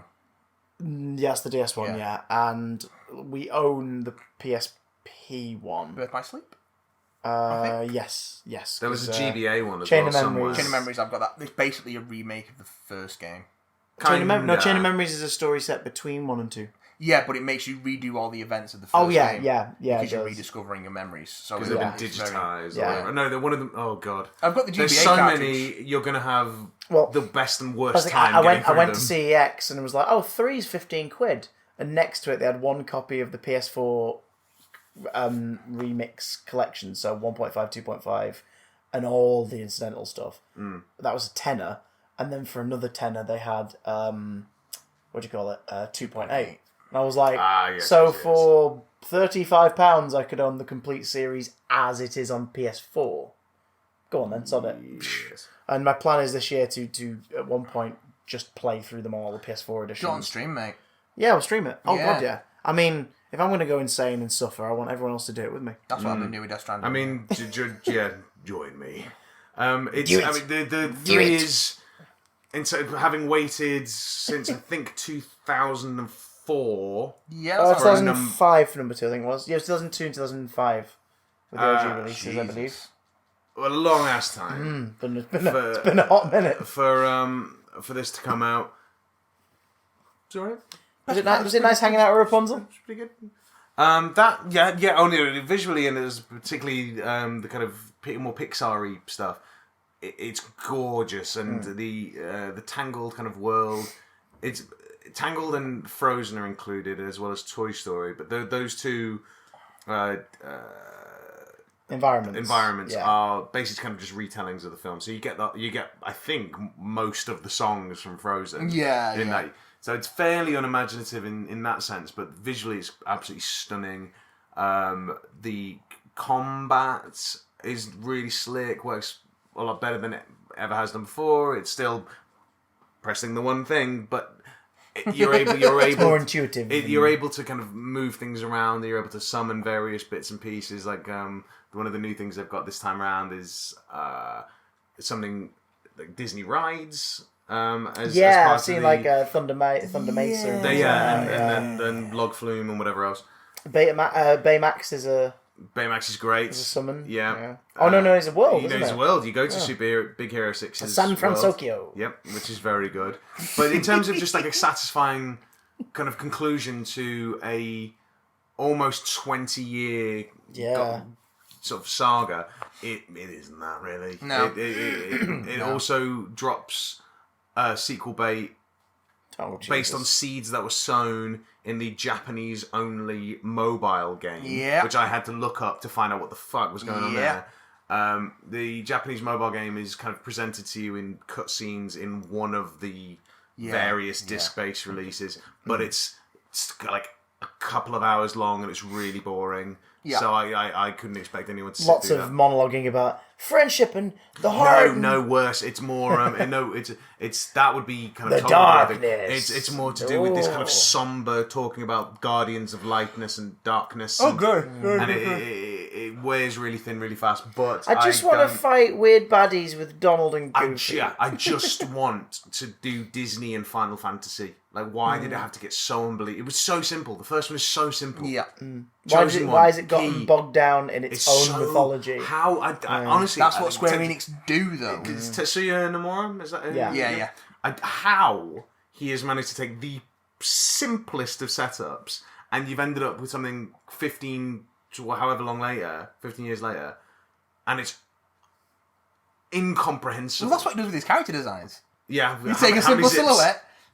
Zip, zips. zip, zip, belt, zip, belt, zip, belt, jacket, half cloak. Done. Maybe scarf? Maybe scarf. So... Does it at least have a banging pause screen / first cutscene track? That same... I mean, it's... nothing is going to be as good as Simple and Clean in terms of Sanctuary was pretty decent, but yeah, Simple and Clean was beautiful. But it's Simple and Clean's the one. But I think like with all of them, it's that... I mean, that's the Kingdom Hearts theme as much as the arpeggio thing is the Final Fantasy theme. Yeah. So good, but you can do better. Like, I have to do this all the time, Charlie. What I'm doing right now. He'll wear himself out, and then he'll have to go night night. I just have to fucking gag him. Right, we need to talk about 2020 because this is turning into a mammoth podcast. Well, super quick, lovely. We'll pick up the emails next week. Yeah, because it'll give us time to watch Orphan 55 as well. Yes, we can do a bit of a Doctor Who cast. Ian on Twitter, we put the thing out there of your 2019 highlights. He put 5 TV shows I enjoyed. The Good Place, Yay. Derry Girls, which I do want to check out. I've seen some of, it's pretty good. Having listened to the cast on Guilty Feminist, yes, I was like, I want to watch this. These guys are wonderful. Yes. Ghosts, RuPaul's Drag Race UK, which again I've been recommended. Yes. I need to space it out because it's like fucking crack. I won't watch anything else. And a series of unfortunate events. Did that end in 2019? I guess so. Yeah, 2017, 18, 19. Yeah. It's been this year. The ending was very good. This year's been a decade long. They changed it just enough so that, again, if you knew the books inside out, it'd be like, it's not going to be the same. And then they add a PS to it that is not in the books, which is really nice. So, I'm up for that one. That was a wonderfully cast series as well. 5 films I enjoyed. Spider-Man Far From Home. Yep. Knives Out. Yep. Detective Pikachu. It was very good. I had a lot of fun with was it. that this year as That well? was a shit. It Chapter 2, and this was technically a 2019 UK release, The Favourite. The Favourite, of course. Because it was back end of 2018. Because it was on all the awards last year. You'd think of it as a 2018 joint. But I don't think it got a wide release till 2019 over here. Yeah. Some good calls. Good shout. What can we look forward to? Right. In the future, God help us. In the future, rattle through a list of films. So hold not on much to your has hats. changed, but they live under what is. And this is not complete by any stretch of the imagination. Bombshells. I really want to watch Bombshells. That's still December stuff. Some of this stuff is out now. Oh, Bombshells coming out this week in the UK though. Oh right, these are the US release dates. The Grudge, the new. Is that to look forward to?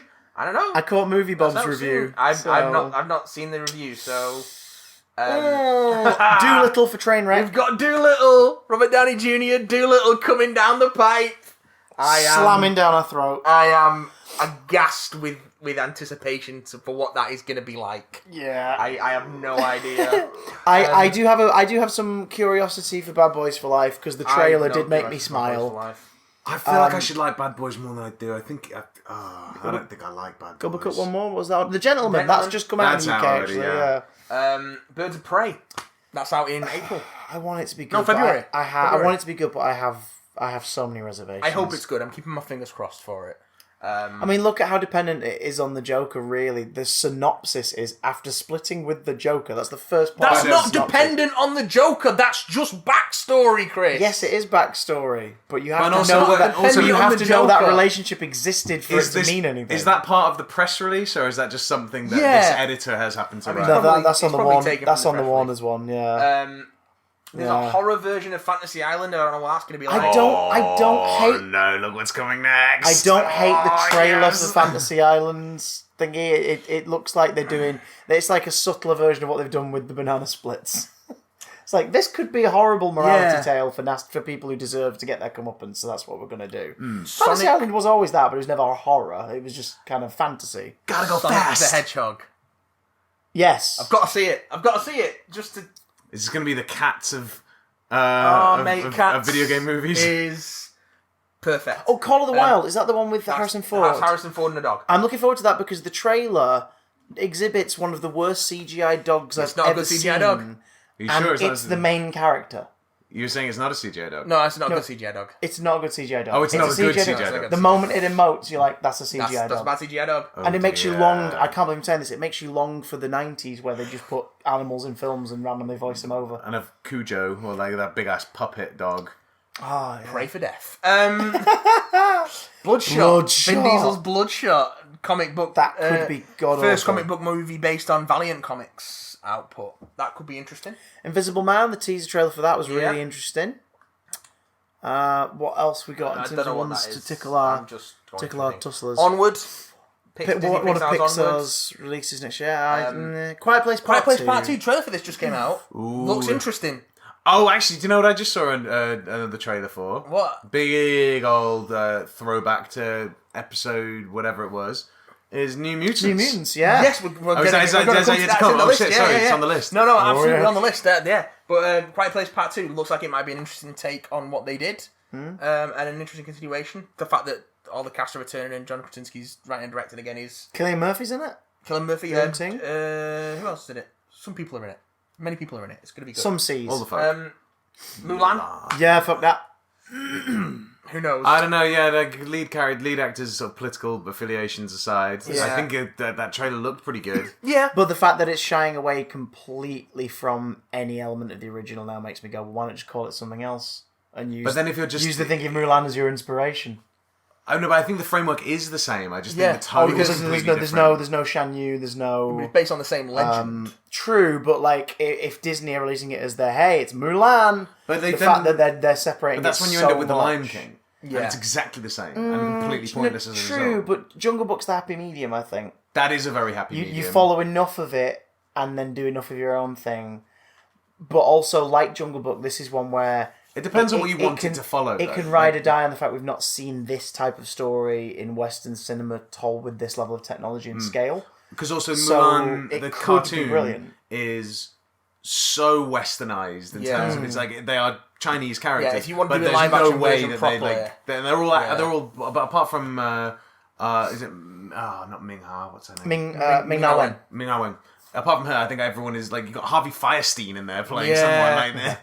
Like it's not a particularly Donny Osmond. Fucking Eddie Murphy is the dragon. So there's two things I know they're bound to know. That wouldn't translate well to an all Chinese cast. Like you wouldn't be able to do true. But just certain touchstones that it seems that they've moved on from. Yeah, but are they touchstones of the Disney film or are they touchstones well, of the original legend? Well, that's what I'm saying. Does Disney have to make that? Can someone else make it? No, that'd be great. No, that's what I'm saying. That's a. What I'm saying is, I don't want it. I don't want any of these remakes. I will follow you on. I will die on that hill with you. Yeah, fair. That's much fair. like I kind of don't want, but I'm morbidly curious about. I do want to see the New Mutants. I think it might turn out to be all right.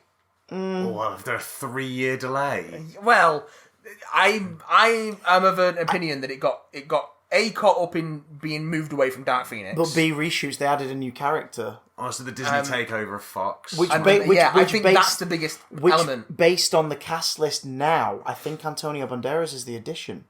Because I do not recall him being mentioned in any of the previous press stuff prior to this new trailer. It'll be interesting to see. I'm intrigued to see it. And maybe I he's hope Mr. Sinister. it's good. And they're closing that arc they subtly set up in That's the no Fox way stuff. to talk about Antonio Banderas.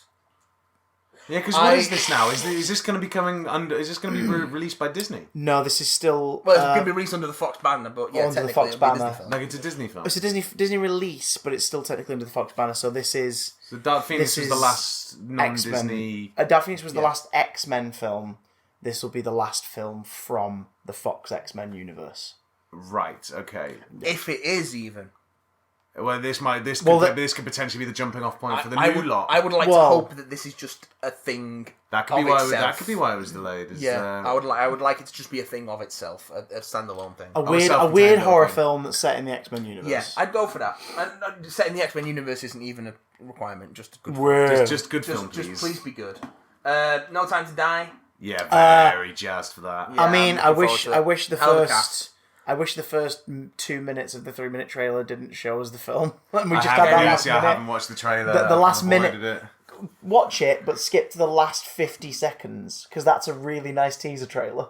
Everything prior to it's kind of like, here's every beat. It's like, oh, Sony, why'd you keep doing this, Yeah, Sony? I generally avoid trailers kind of wholesale now, just because I've had... Because they can't keep it in the box. I've had my enthusiasm kind of just cut out from under me by going, I guess I've seen... Yeah. You know... You've shown me the film! Yeah, which is always really disappointing. And when shots from the climax or the ending of the film turn up in the trailer, then you know... With Marvel are the ones that seem to do that the best, where they'll... Well, they have a habit of deliberately changing stuff from the film to the trailer. They'll fudge it, which I think is a really clever move. Yeah. Which Doctor Who took some notes from recently, they did that which with was quite Skyfall, smart. which was The majority of that Doctor Who series trailer that came out like 3.5 weeks ago all happens in the first 2 episodes. Yes, and it's some nice. of the footage is doctored. I think really, very good. But in a way, we're like, well done, because you didn't lie to us. You just took out stuff that was more enjoyable to discover. I don't mind being lied to, just outright lied to. Yeah, as long as the tone. As long as what I get is then a nice surprise. Yeah, I don't be lied to and they go, oh, the thing you told me was way better than the fucking reality of the thing. Yeah. I mean, see Endgame, look at Thor there in his tech suit, and now look at Fat Thor in his tech suit with his sunglasses and his can of beer. Yeah. Fair enough. Excellent. The fact the toys committed to it for so long, all the toys were, look at him with his big old Stormbreaker, his muscly, oh, look at him, he's a badass. And then it's like, yeah, this never happens. He's a thick boy. He's a thick boy. I have that figure. Excellent. He's a Builder figure. I bought a Marvel Legends wave last year, and the Builder figure was was Bro Thor. That's what he's called in the marketing. With two separate heads, one with sunglasses, one without. Fortnite. Hey! Antlers. If you like small town horror films. And Antebellum. If you like small town horror films with Ant at the start of the title. Black Widow coming in May. I just want to see David Harbour. That's all I want. I just want to see Rachel Weisz because Rachel Weisz. And also Taskmaster's one of my favourite Marvel villains. Rachel Weisz. Oh, I see Robert Downey Jr.'s name in the cast list there. Yeah, I wouldn't be surprised if he pops up for a little... Hello, I'm Robert Downey Jr. Give me $1 million, please. Hey there, just being paid $50,000 to show up for 2 minutes. 50 grand if that. I'm getting 0.2% of the back end, so that'll be. It's all good. Ooh. The personal history of David Copperfield. We've had to wait for this. It's already been out. Just a Armando Iannucci job here, isn't it? Yeah. With great cast, Dev Patel in the centre. That's brilliant. Yeah. Tilda Swinton, Pete Capaldi, Hugh Laurie. So a good supporting lot. Dev Patel's great. I'm glad he's going to be in more Ben Wishaw's in it. I mean, I'm going to need him to die soon. So I could just try and slot into the little niche he's carved for himself. Apparently we're getting another Saw movie next year. Yeah, this is the Chris Rock produced one, isn't it? And apparently he's in it. I think Samuel L. Jackson, Marisol Nichols. Wait, Samuel L. Jackson is listed to be in it? Yeah. And this is a franchise reboot, but they have said that it will not be discounting the series. But also, it's called Untitled Saw Project. It's a bit late, isn't it? Doesn't that seem late to you? Who knows? It'll be a low budget horror film with comedian producers. Samuel L. Jackson will do anything. I know, but he usually has a title. Well, yeah. I just scroll back up a little bit. There was one there that Artemis Fowl. Finally. Yeah, that's finally happening. Finally. That's been put back twice in Disney's release schedule, not for production reasons, just because they've prioritised the films during its post-production. So, and speaking of huge delays, Wonder Woman 84 is coming out in June, which apparently is 36 years late. It's done. Apparently, it's already completely finished. It was meant to be out November, gone originally, and was on schedule to be out in November, and it's just completely done. Do I have to have seen Wonder Woman's 1 through 1983? Boo! So the Monkey Paw produced spiritual sequel, as it says here, to Candyman is also coming out. I'm intrigued, especially if it's got Yahya Abdul-Mateen II in it. He's great. I'm very confused, but bring it on. Soul. This is my Pixar movie that I'm looking forward to this year. Yes, the jazz movie. Jamie Foxx, Jazz Heaven, Jazz Afterlife, Jazz to Life. Look at the confirmed cast. Of course, John Ratzenberger's in there. He'll have one line. He doesn't need to be listed. How do we feel about Top Gun Maverick? I couldn't give a shit. Good. I haven't seen Top Gun. There's no topless volleyball from a bunch of now 50+ somethings. So cowards.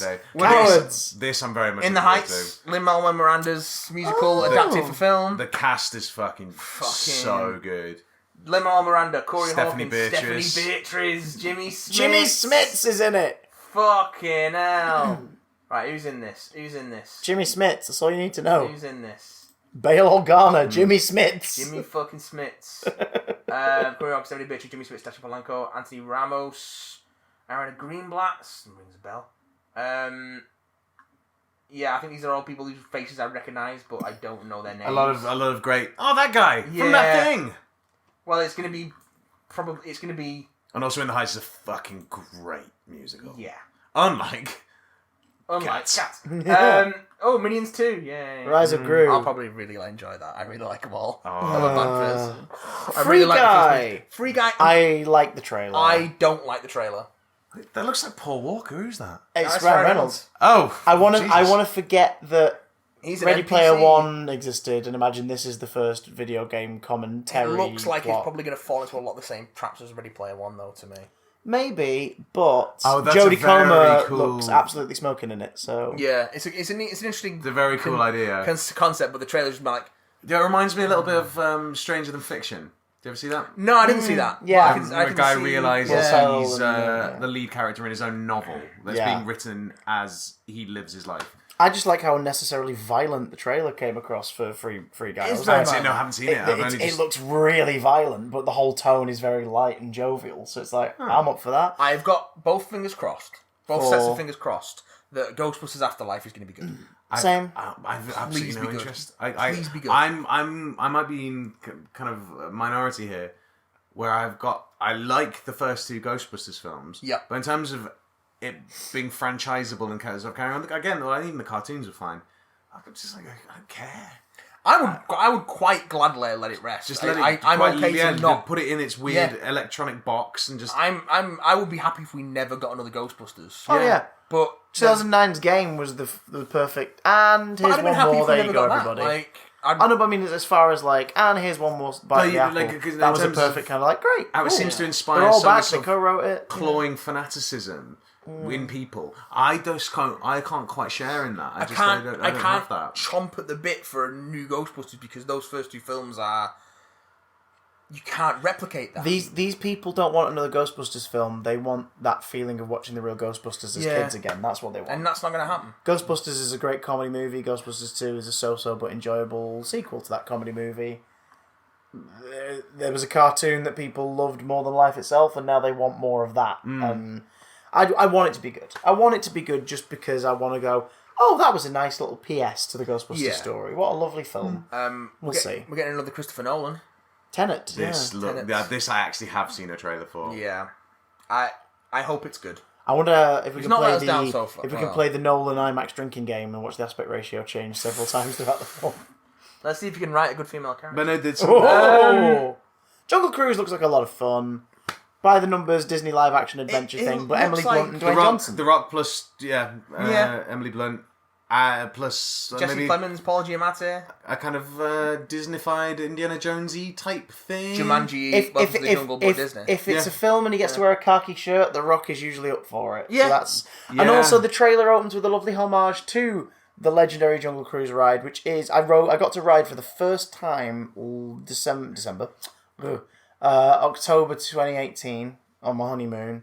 Lucy had never gone on the Jungle Cruise. It's legendarily a ride where basically people get put on it to be the skippers, and there's a set script.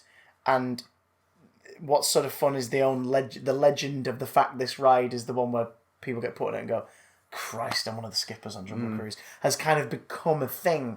So you get very self-deprecating improv comedy from the people who are your skippers on the ride. They hit all the scripted beats, but they've all sort of formed their own characters to rip the piss out of the fact that, you picked this. Well, you could be on Space Mountain, but you picked this. So there it is, everyone, the backside of water.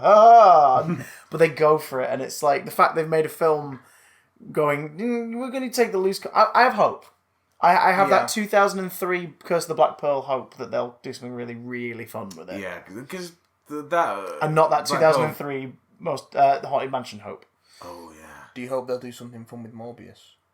Nope, I don't want this film to exist. Apart from Jared Leto, who else is in there? Matt Smith, so it's going to go badly. Matt Smith so he'll get cut. And Jared Harris. Oh, is Jared Harris? Oh, well, Jared Harris we like, famously. Yeah, we do like Jared Harris. I just don't want Morbius. Like, what's the point of Morbius without Spider-Man? What is the point? I have no idea. It's a vampire movie. Great. What was the point of Venom without movie? Superman? We still did it. Venom with Superman would be great. Venom without Spider-Man. I'll watch Venom and Superman. Are you kidding me? Bill and Ted Face the Music in August. Yeah, I'm up for this. Nah. I'm up for this. It's good. I'm up for it. Why are you out, Charlie? I like the premise. Again, who's clawing for this? I'll be honest, I wasn't, and then when I heard the premise, I went, okay, the premise is these guys are meant to Look write... how happy Alex Winters is in that press shot. Because he's got some job. He's got some work. Look how happy he is to have a job. The man's been directing for years. Let us not sully his career. Look at his smile, though. Oh my God. But look at him. But for me, I wasn't forced. I wasn't a child of the Bill and Ted generation. I enjoyed those films, but it wasn't like my thing. But when I heard the premise it's very of its time their music, as well. Their music was meant to save the universe. And the premise of this film is that moment still hasn't happened. And they're sat around going, what the fuck are we doing? Waiting for this moment to happen. The Conjuring 3, fuck off because James Wan's not directing it. And that has instantly set me into a place of, I don't know how I feel about. Oh yeah, this. I didn't notice that, and the less interesting. Yeah, Juan's not directing. The King's although Man. The King's Man looks very good. I But thought it's that been was delayed out. a lot. I was gonna say I thought it was out sooner. It was supposed to be out this year. 2019 or Jesus. 2020? Yeah, 2019. Last year. It's been pushed back to September 2020. Jesus. And there's someone that's excited for New Mutants. Maybe it could be I'm not good. excited for New Mutants. I'm just... Someone who's literally just rubbing his thighs in anticipation for New Mutants. God, That's that was disgusting. bad. That's disgusting. Venom 2. 2! Oh! I forgot Andy about Serkis that. directing in this one, though, no? Andy Stephen Serkis Graham's in directed. it. Tom Hardy, Stephen Graham, Michelle Williams, and Woody Harrelson. Death on the Nile, boy! Kenneth Branagh Poirot sequel. How's it taken 3 years? Uh, It's a Poirot film. Lack of interest. How's it taken 3 years? Because Kenneth Branagh's got to grow that tash in again. Has he once again amassed a superstar cast, which Gal is kind Gadot, of the Armie draw of the Hammer. last one? Kenneth Branagh, obviously. Rose Leslie. Okay, I'm not hating. Rose I'm not Leslie hating seems this. very appropriate for yeah. an Agatha Christie type. Annette Bening. Yeah. Letitia Wright. Yes. Sophie Okonodo. Letitia Yes, Wright's Sophie great. Jennifer Okonodo. Saunders. And Oh. Dawn French. Oh, But Russell Brand. Did Russell Brand get reappraised at any point, or we still think he's... He keeps opening his mouth. Oh, the Robert Zemeckis directed Anne Hathaway starring The Witches. New Is it adaptation. mocap or is it live action? It's in the Roald Dahl does not Witches? say. Yes. Ah. Anne Hathaway playing the Grand High Witch. And the Tooch. And the Tooch. Tooch. Baby. I mean, yeah, the Tooch is there. Halloween Kills. I hope it's good. The sequel to Halloween, which was the sequel to Halloween. We don't need it. I hope it's good. I'd rather they call it Halloween Yeah, the... and then just release a box set after the fourth one is Yeah. out and just be like, here's the Halloween box set. No, it it's features just- Halloween, Halloween, Halloween, and Halloween. We're getting Eternals in November. Is it that long? Yeah. Wow. So that I was think the first... Black Widow. Black Widow's the first one, but this is the first post. I think we're going to get Chronologically, another one. it's the first post I Spider-Man. think we're going to get another one, weirdly. I think Eternals is going to get brought What the forward hell and they're could- going to release something else Oh, toward the end maybe. of the year because there are several films they have since announced that aren't on the slate yet, but they are working on. And I would not be surprised if they turned around and they went, surprise, motherfuckers, here's Deadpool 3. Or surprise, motherfuckers, here is, like... what, the here's, Fox ones. Yeah. here's something. Like, you know what I mean? I wouldn't be surprised. One final one I want to call out before we move on to other stuff is The Colour Out of Space. Lovecraft adaptation starring Yeah, Nicolas yeah. Cage. Oh, Oh, That looks really good. Oh no, I got That looks confused really then good. because there is a film where Nicolas Cage is playing Nicolas Cage and giving Nicolas Cage grief about having taken on so many bad films because of... I don't know what that is, but I want to see it. Cagening. Yeah, Or no, something. it's... You put yourself in a cage! If that's not a line in it, I'll be very upset. We're obviously getting more Doctor Who in 2020, which we're excited Yeah, for. we're in the midst of it. Spyfall was excellent. Sacha Dhawan is the MVP, and I want him to be in Yep. all of it. We'll be if talking possible. more about it next week along with Orphan 55. Games. Last of Us Part 2 is finally coming out. Finally. Finally. Well, actually, the Finally, sequel that... it's If you happening. told me in 2013... Yeah, 2013. If you told me after I'd finished playing that first one that it was going to get sequelized, I'd have been very, very concerned. Yeah. Because the way that ends, and actually, even though it's an old game, I won't actually go into it just in case. 'Cause Yeah, it's, no, it's I know what arguably, you it's mean, very, very. It's absolutely worth playing. It's if you haven't. so well done that, particularly the ending, Yeah. and feels very final at the same time. That the idea of moving beyond that only in my head anyway, had the potential to be a failure. My main concern about it is, from what we've seen of it so far, it seems likely that not only are they going to confirm and have Ellie be openly gay, but they're going to kill off a girlfriend. That's my concern about it. They're going to fridge her love interest. Yeah. Oh, very so soon. it's They're gonna like give slay her- your yeah, gaze. yeah, they're going to introduce a love interest and then immediately kill them off. That's my concern. And I don't want that to happen. Make it a love story. At least then it'd be a different kind of love story. Well, than there's the that first trailer one. with them smooching at the dance. No, but I mean, make that the core of the plot. I would- the I plot. would like it to If the be. plot is a couple going across country, I would during like this it. thing. I would like it to not be Ellie takes revenge for her girlfriend's murder. Yeah, it's easier to maintain a kind of single-minded revenge story over the course of 30 hours than it would be to have a kind of detailed, nuanced sort of relationship. So because that would be harder to maintain. So I can see why they would. Taking them 7 years. But But also, it's Naughty Dog, so I shouldn't actually have any any reservations. They haven't let us down yet. They've yet to let me down. What about the one I was most concerned about prior to this was Uncharted 4, and that ended up being great. That was that's very true. Because also a sequel that shouldn't really exist, but is way better than it should be. It basically exists as a proper capping off of that series, which is nice.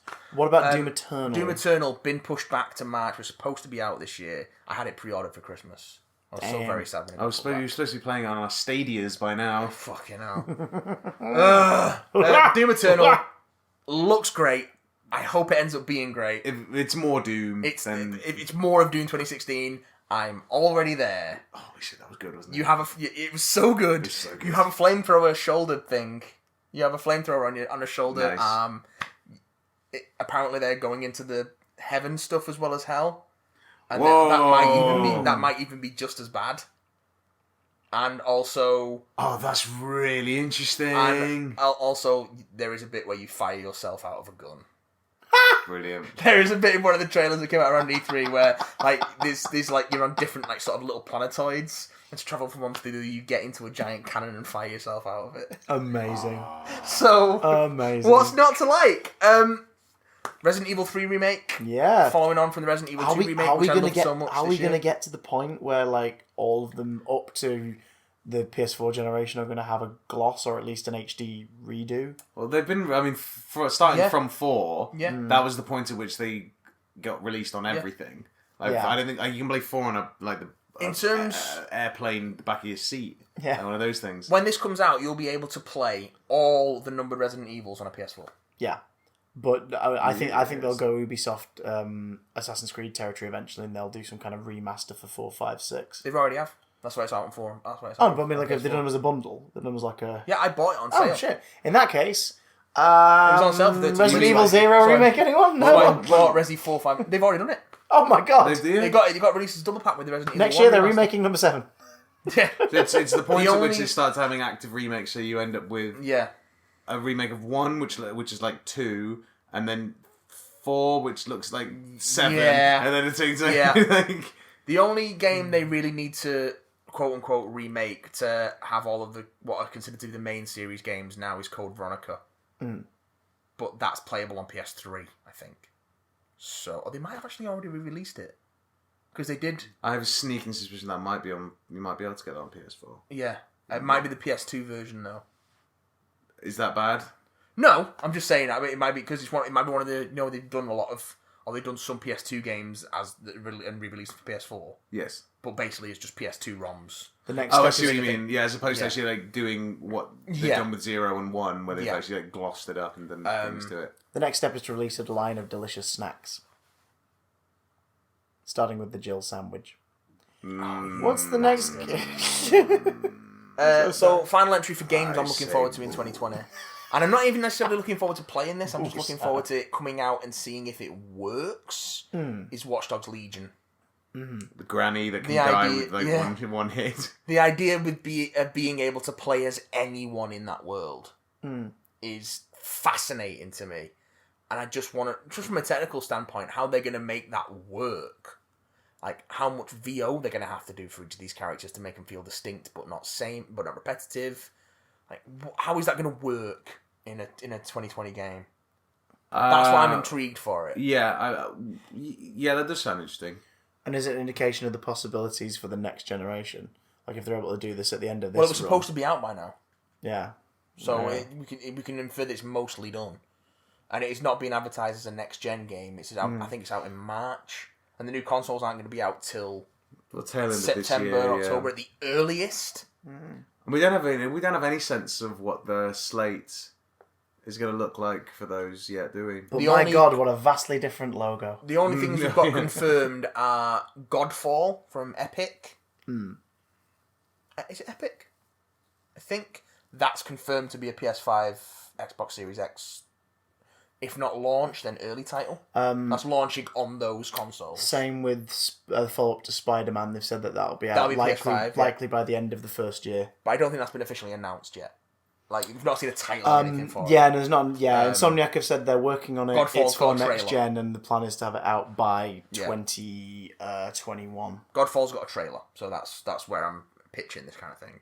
Yeah, my interest in kind of Watch Dogs anyway really bent and broke with the first one. Like I played I'm not terrible. I'm not necessarily interested in playing it. I just want to see how it works. Oh, see how it goes down. Yeah, and see if it works.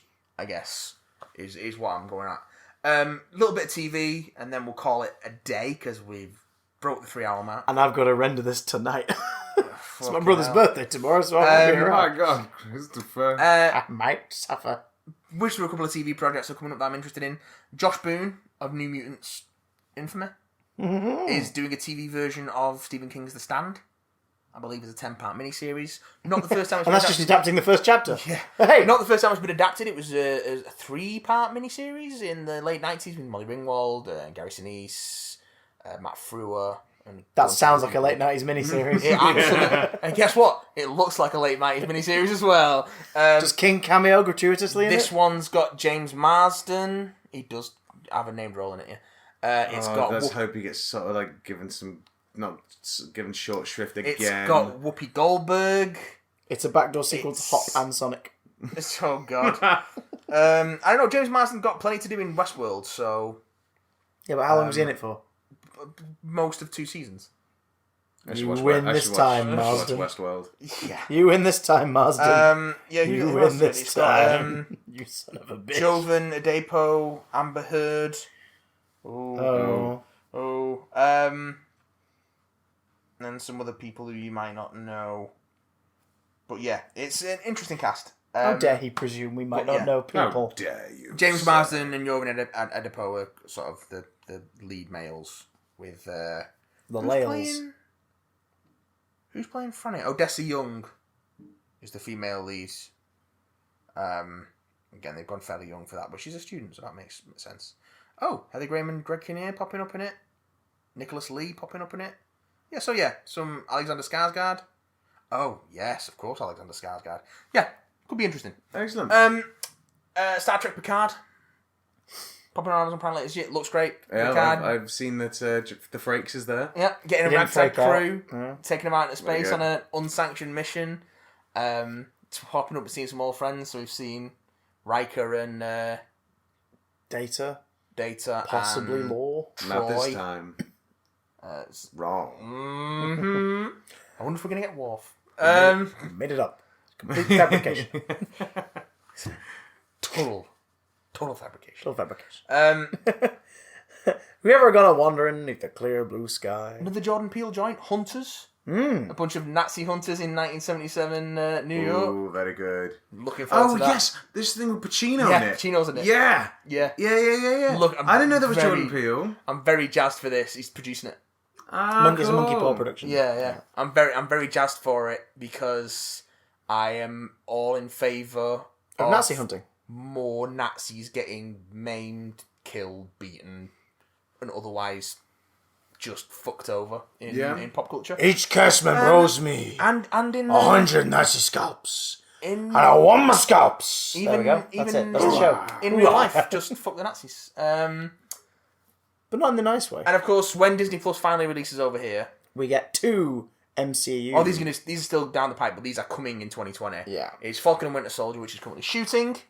See the further adventures of Sam Wilson and Bucky Barnes. And Agent 13. Agent 13, Sharon Carter returning. And, of course, Daniel Bruhl returning as Zemo. Zemo with the hood. Mask. With the purple face hood. Excellent. And WandaVision. Which I'm really psyched for. Because I don't know what the fuck it's going to be. And that's why I'm psyched for Exactly. What the fuck is this 6-part show going to be? That kitsch 50s logo with the TV aerial thing coming off of it. The fact that the one promo image released so far is a very human-looking Paul Bettany and Elizabeth Olsen sat in like 50s clothes, like chortling at something on the television in a 50s living room. It's like, what is this? I'm all here for it. And the fact that apparently it is a precursor to Doctor Strange in the Multiverse of Madness. Which is the best title Marvel have ever had for a film. It is very good. Yes. Second... Oh, no, it might actually be second to Thor, Love and Thunder. That's a pretty Which is also great. Which apparently Christian Bale's joining. Yes. So... Rumours are that he's playing either the God Butcher. Oh! Yeah, which would be cool. Which would be cool. Or Beta Ray Bill. Oh! Oh, my dreams have come true! I didn't know I wanted So that. for this film, I've surgically grafted a horse's face I'm a on my horse face. face cyborg with Asgardian powers. And I wouldn't be surprised because they've Oh, introduced, good for you. they've introduced Stormbreaker, so I wouldn't be surprised if they were like, and let's keep the Stormbreaker thing going. Give Stormbreaker to Beta Ray Bill and Clad it give in gold. Mjolnir to Jane Foster. And then Thor retires as the Odin's son. Thor can fuck off. Go to the sleep, Odin sleep. Chris Hemsworth can eat carbs again. Take him to Valhalla. Just let him go to Valhalla and chill. Chill his bean. Another.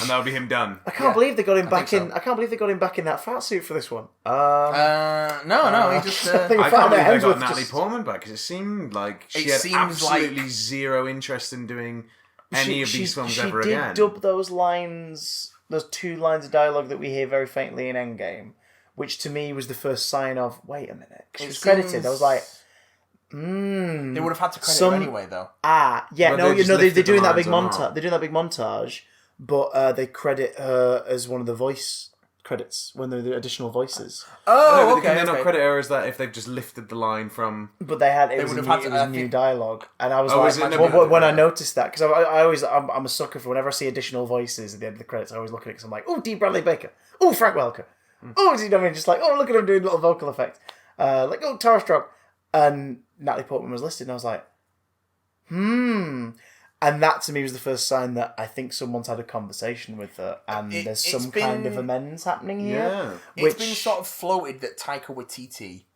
is attracting people to the MCU. Oh yeah, well the Thor guys, Really? the Thor guys all seem to have disbanded somewhat. Yeah. But here's Natalie Portman having at least a meeting with Taika, and it being enough for her to be like, not only will I sign on to this, I'll come to frickin' D23 and lift the goddamn hammer in front of everyone for you. Kat Dennings is coming Kat back Dennings is for coming back WandaVision? for WandaVision. As Of all Darcy. things, as that character from Thor. Yeah. But it seems like Hopefully a Skarsgård is not too far behind. it seems like Taika Waititi gave it such a shot in the arm with Ragnarok that he's attracting people to it, and also with other work like I've just seen like Jojo Rabbit and fucking spectacular. Hunt for the Wilder People. Hunt for the Wilder People's great. Eagle vs Shark is brilliant. It's what we do What we do in the shadows. Yeah. Previously mentioned what we do in the shadows. But it seems like that it's been rumoured or floated that a lot of part of the reason people are so eager to get involved again is because they want to work with Taika Waititi. Hot damn. That's pretty great, isn't it? Because he is, by all accounts, This fucking amazing little, to work with. Jewish Maori kid from New Zealand. But people love him. People But absolutely love him. But he's like, not only is he just so sort of naturally talented and hilarious and brilliant, but just so affable and lovely, and so, like people want to work with him that much. By all accounts, people like Taika Waititi is the best dude. That makes me happy. So that might have something to do with that. So that's what we've got to look forward to in 2020. More Taika Waititi and Jordan Peele, I guess. Yeah. Let them be the people that do all the things from now on. That shepherd us into the future. More dead Nazis. More dead Nazis. That wasn't a call to arms, but an absolute approval Yes. for mental state. I just realised Jordan Peele's year was last year, wasn't it? Yeah, He had the year last of the year. Peel was last year. The year of the Peel was last year. Okay, so It's the the year year of the YTT. Peel. The year of the YTT. Year of the YTT. So yeah, YTT. thank you for joining us, everyone, for this mammoth retrospective of 2019. Look forward to into 2020. Thank you, Charlie, for joining us. Thank you, boys, for having me again. You're always welcome here. Always welcome. If you want to get in touch, we've got a couple of emails that we're going to do next week about Doctor Who and other things. So if you want to catch up with that in general, or tell us what you're looking forward to for 2020, what you loved in 2019, Yep. you know where to hit us up at. Tell us if you can make any sense at all of Death Stranding. Yeah, please do. Or cats. BigDamnContact@gmail.com. You can also hit us on Twitter @BigDamnCast. You'll find us under that name in many places, including Spotify, iTunes, and the Big Damn channel over on YouTube. Plus, if you want to support the show, please do with your wallet. Because, we like to eat things. Patreon.com/BigDamnCast. Yeah, someone said we eat too many things, but if you support the show, we'll eat the things you request. Hey, we could become a mukbang channel. We'll podcast for food. Yeah, or we'll just film ourselves eating food and then smear it on our chests. Speaking of kink. Never kink shame. No, Not the Mandalorian. We just talk about how the evil corporation was called Vor. and had nothing to do with the Vords from Keys of Marinus, despite the fact they had the same handles on their heads. But Vor. Yep.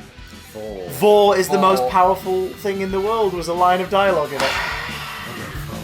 I'll explain it to you after the podcast. Yeah, so basically, Charlie, have you ever wanted to sit in a sleeping bag that's digesting?